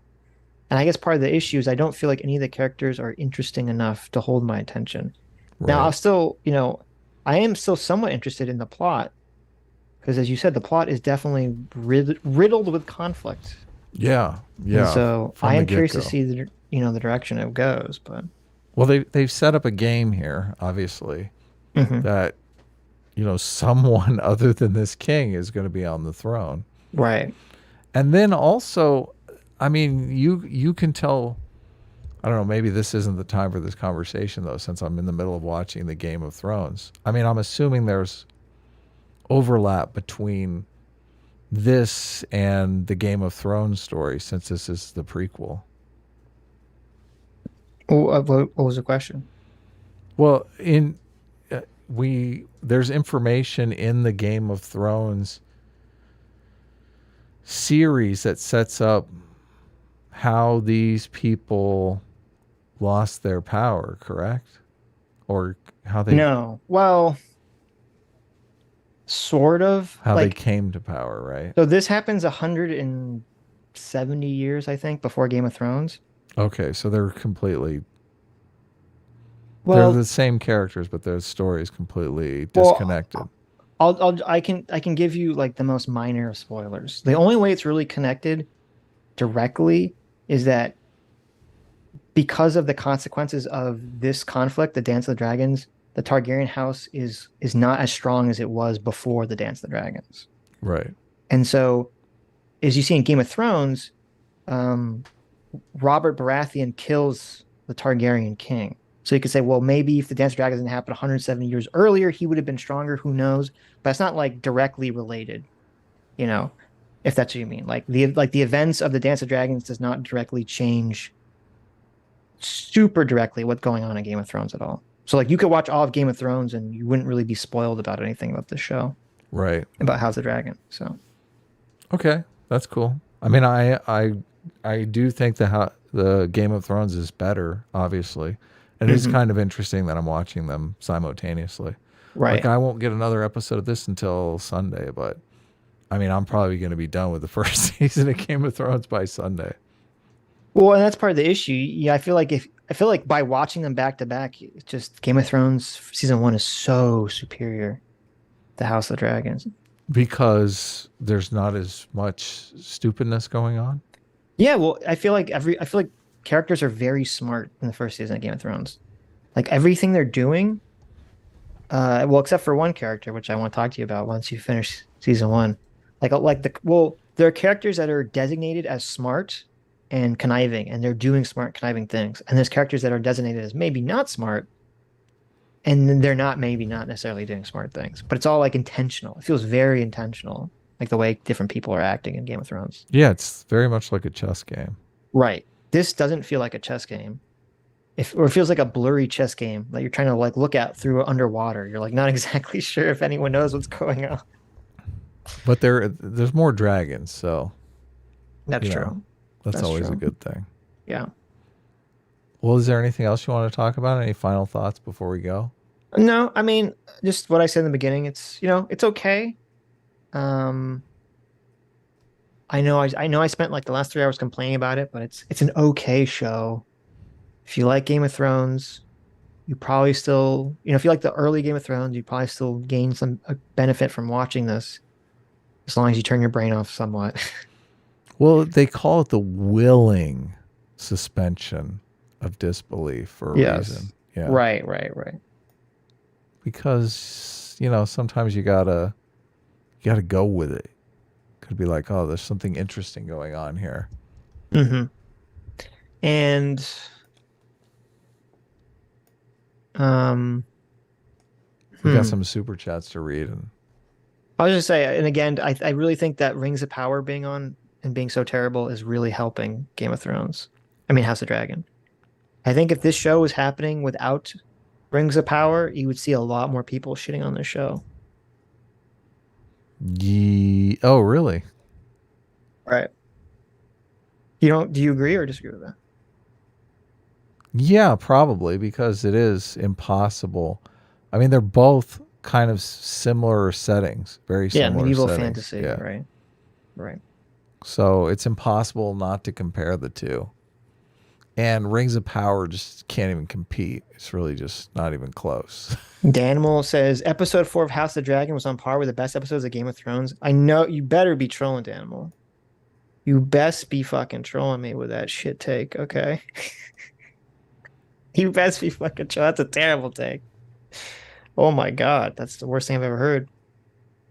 The Unknown Otaku for $5 says Sitch is factually wrong about Overlord and about Ains. Stuff you said he didn't do, he did, and stuff you said he did, he didn't actually do. Well, you'll have to tell me something specific because man, it's been a while since I've seen the show. I still hate it, but I'm still going to say that you're wrong. So take that.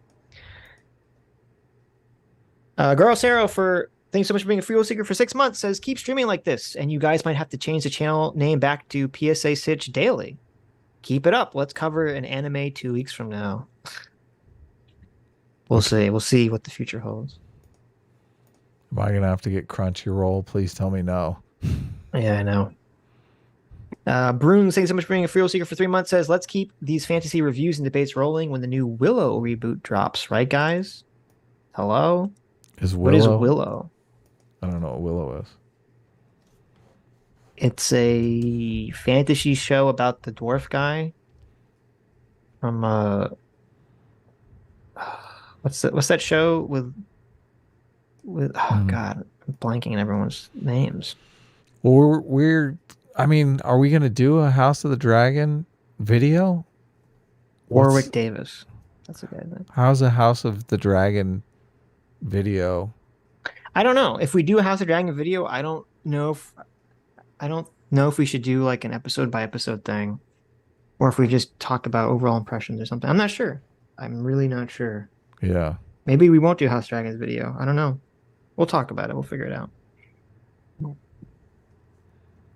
I lost everything. Ernesto Torelli, thanks so much for the £10. Says this is how you solve the pro/against state matter. The left sees the state as a mother who shares the resources equally among the children. The right sees it as a father who rewards good behavior.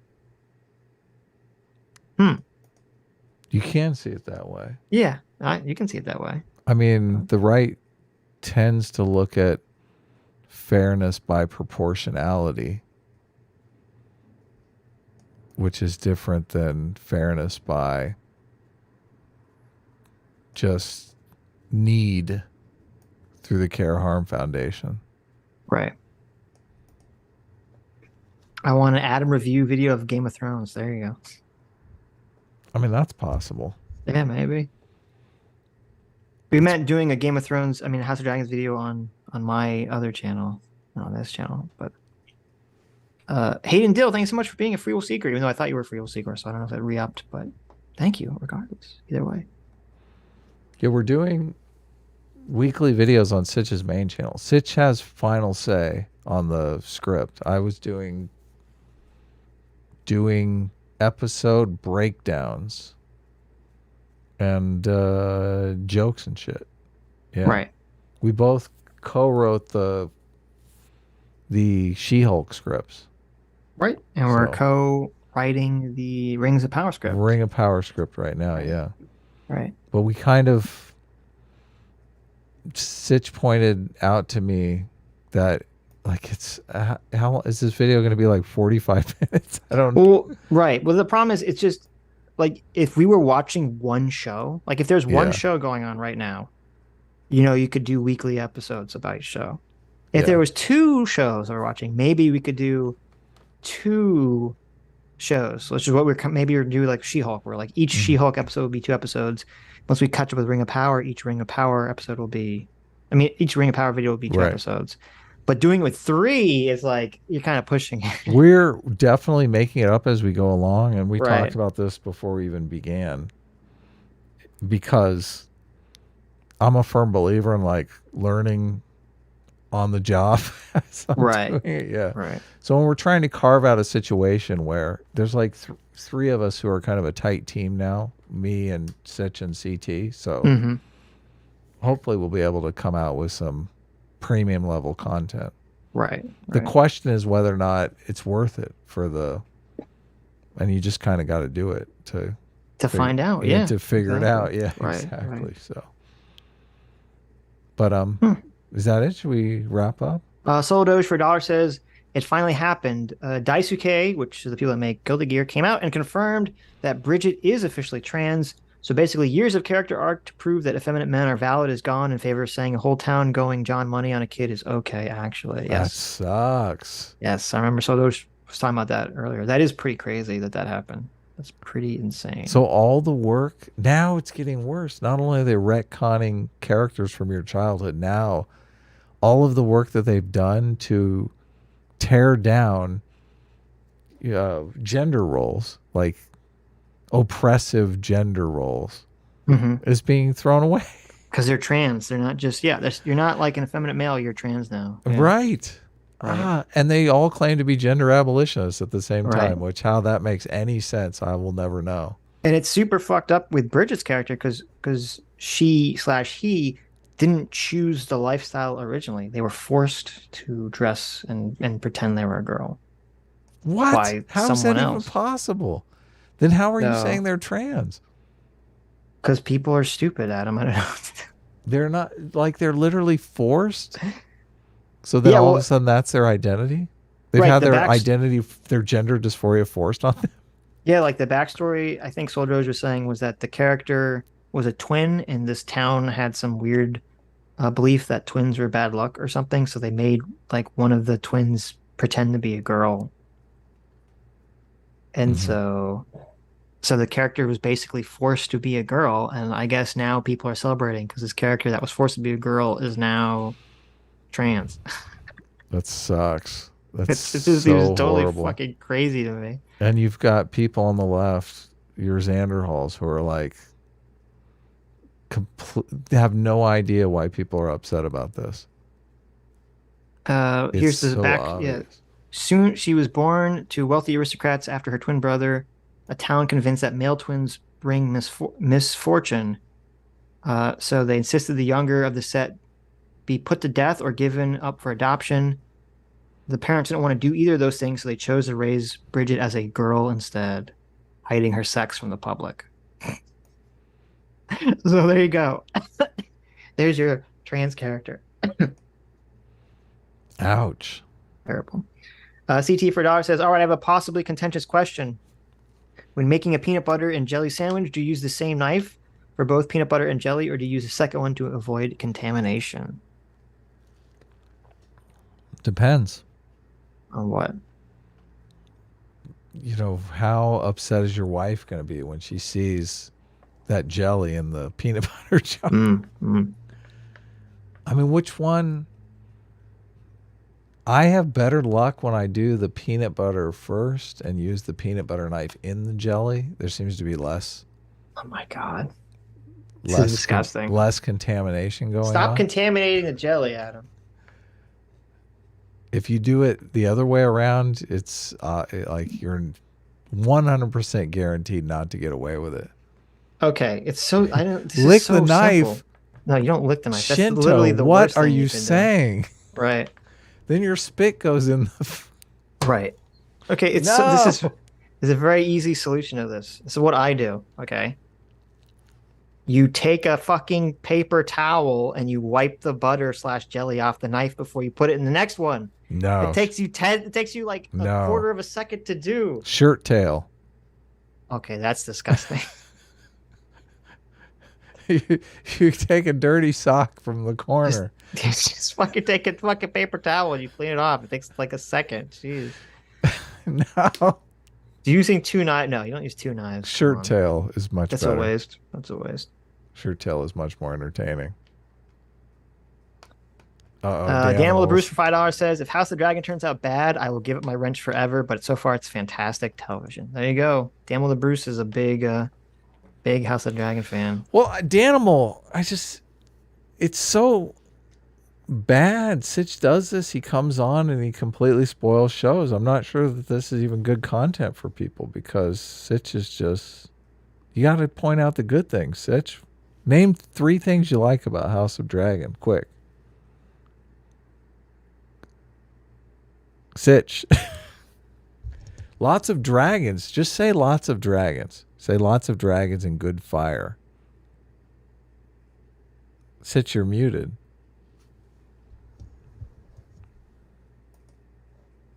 Oh no, Sitch ran away. Oh no. It must be one of the alligators came for him. Maybe I should just wrap up the stream then. All right, I guess we're going out. Okay, I'm back. Sorry about that. What was the question you asked me? There's a lizard. 3 things you like before we go. Okay. 3 things you like about House of Dragon. You said we shouldn't do. You said maybe we shouldn't do this because Sitch ruins everything. Yeah, you're ruining the show for people. People are really stoked about this show, and you're coming in here and being like, "This character's dumb. This character's dumb." Yeah. I mean, it's not bad. There are. I mean, that is there my are reputation. points of improvement. My reputation is I hate everything. And I do. I mean, I like the show. I'm totally into it. Right. Yeah. Okay. Even the first episode, like I could give 0 fucks about the war situation, and you're completely fixated on it. The whole first episode revolves around whether or not he's going to have a son. That's like every scene serves that storyline. But you're off here thinking about a storyline nobody even cares about because it's so irrelevant. You are correct that the only reason I care about that is because I got into an argument with Mahler about whether the king is stupid or not. Yes. Yeah. Which to me is insane because it's so obvious that he's stupid and the show's writing him to be stupid and weak. And it's weird for me to hear someone say, no, he's actually smart and not weak. And I'm like, this is completely goes against my perception of reality. I feel uncomfortable calling the war in the steppe lands the B story. I mean, it's like the DEFG story. Right. Yeah. It's whether or not he's going to have a son. That's the important thing. And there's this the conflict that's set up from the get-go that totally hooks you in is, they put him in an unthinkable situation, and it has nothing to do with sending troops to the war. It has to do with a situation, everybody can imagine themselves in because, they have a mom or a dad or there's some part of some relationship that they can understand this from. Whether the king's discomfort about whether or not he should send soldiers off to die in the steppe is not a familiar situation to people that not a lot of people are going to relate to.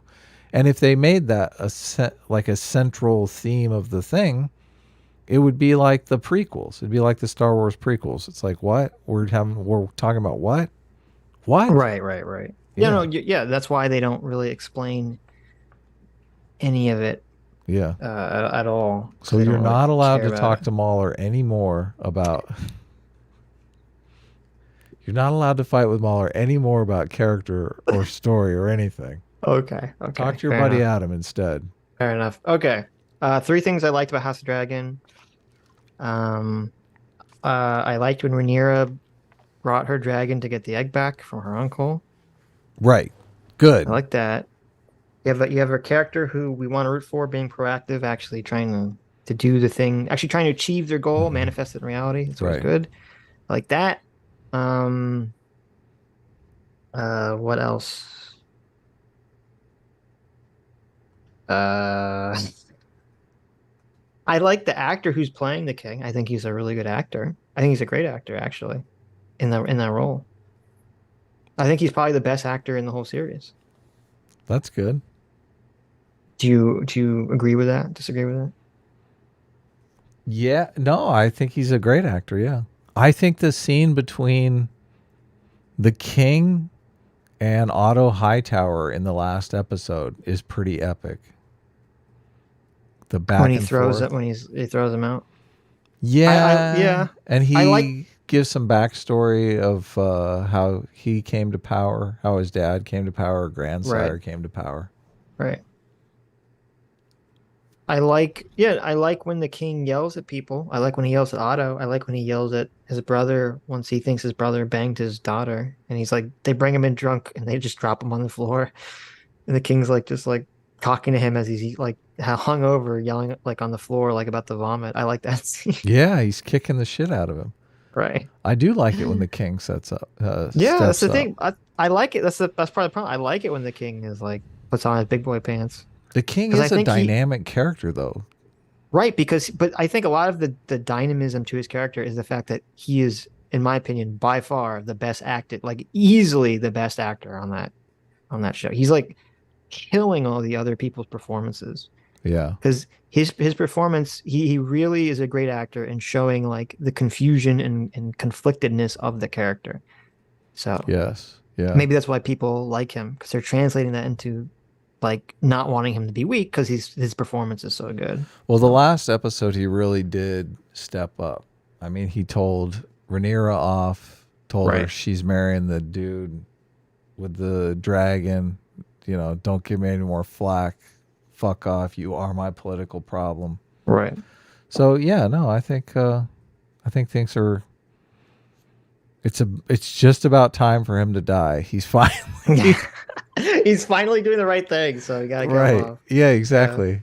Yeah, you're so true. his You're so character true. arc is complete, and Yes, yes. so I have a feeling he might be gone next episode, but we'll see.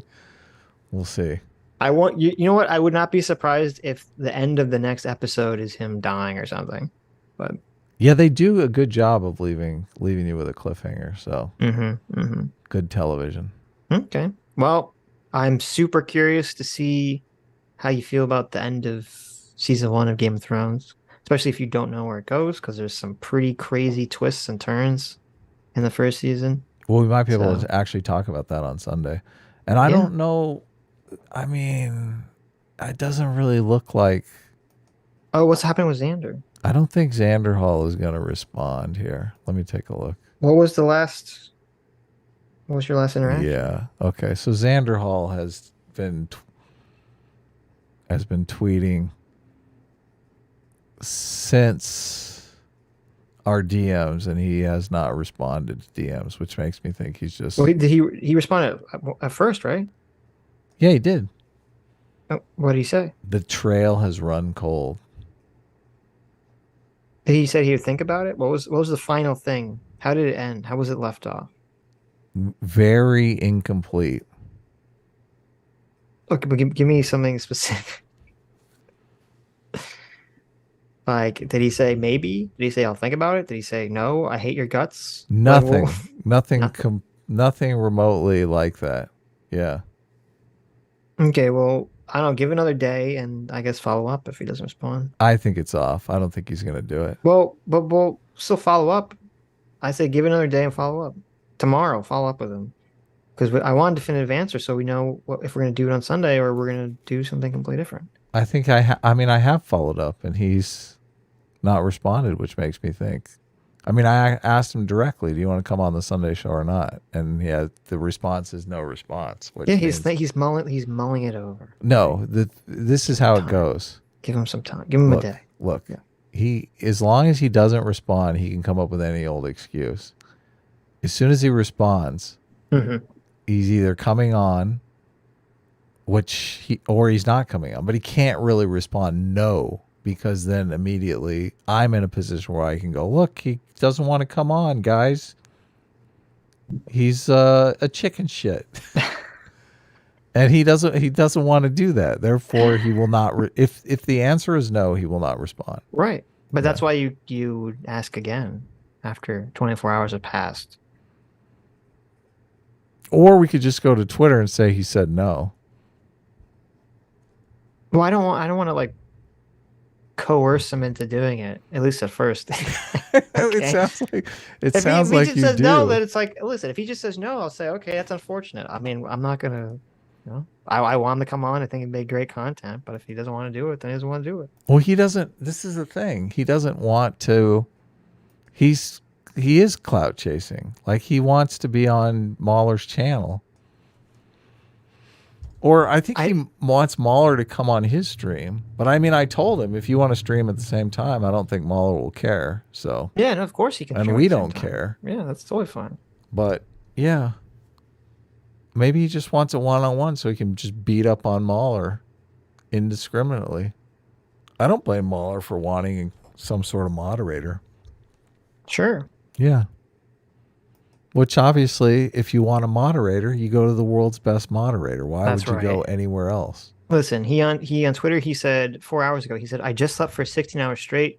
Most well rested I felt in months. So there you go. Listen, he just woke up from a coma.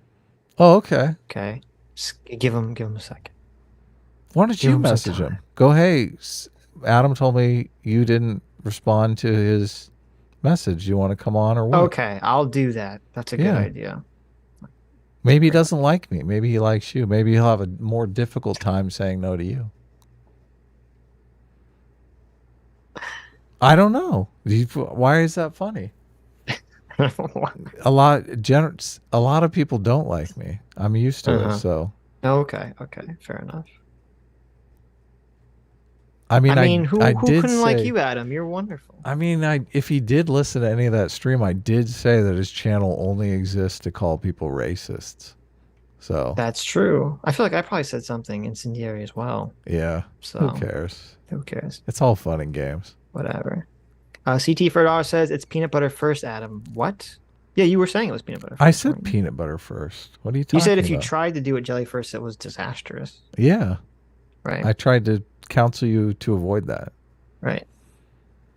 Supposedly we're supposed to talk with CT and Harker. And Bleep, maybe? Or is not Bleep? Bleep couldn't do it. So it's going to be CT and Harker. They want to talk to us about the hero's journey. Well, you said very contentiously that the hero's journey is a male journey and the heroine journey is different.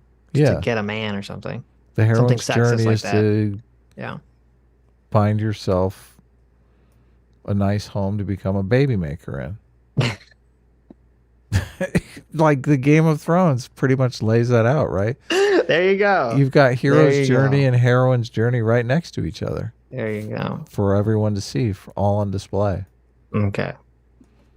And we want to talk. Destiny said he'd talk to us about evolutionary psychology. I don't know why he's down on evolutionary psychology. But right. It's just a time thing because we're working on videos now. I know. It's rough. Yeah. Well, anyways. All right. Bye-bye, everyone. Thank you all for coming. See you next week. Bye. Bye-bye. Bye-bye.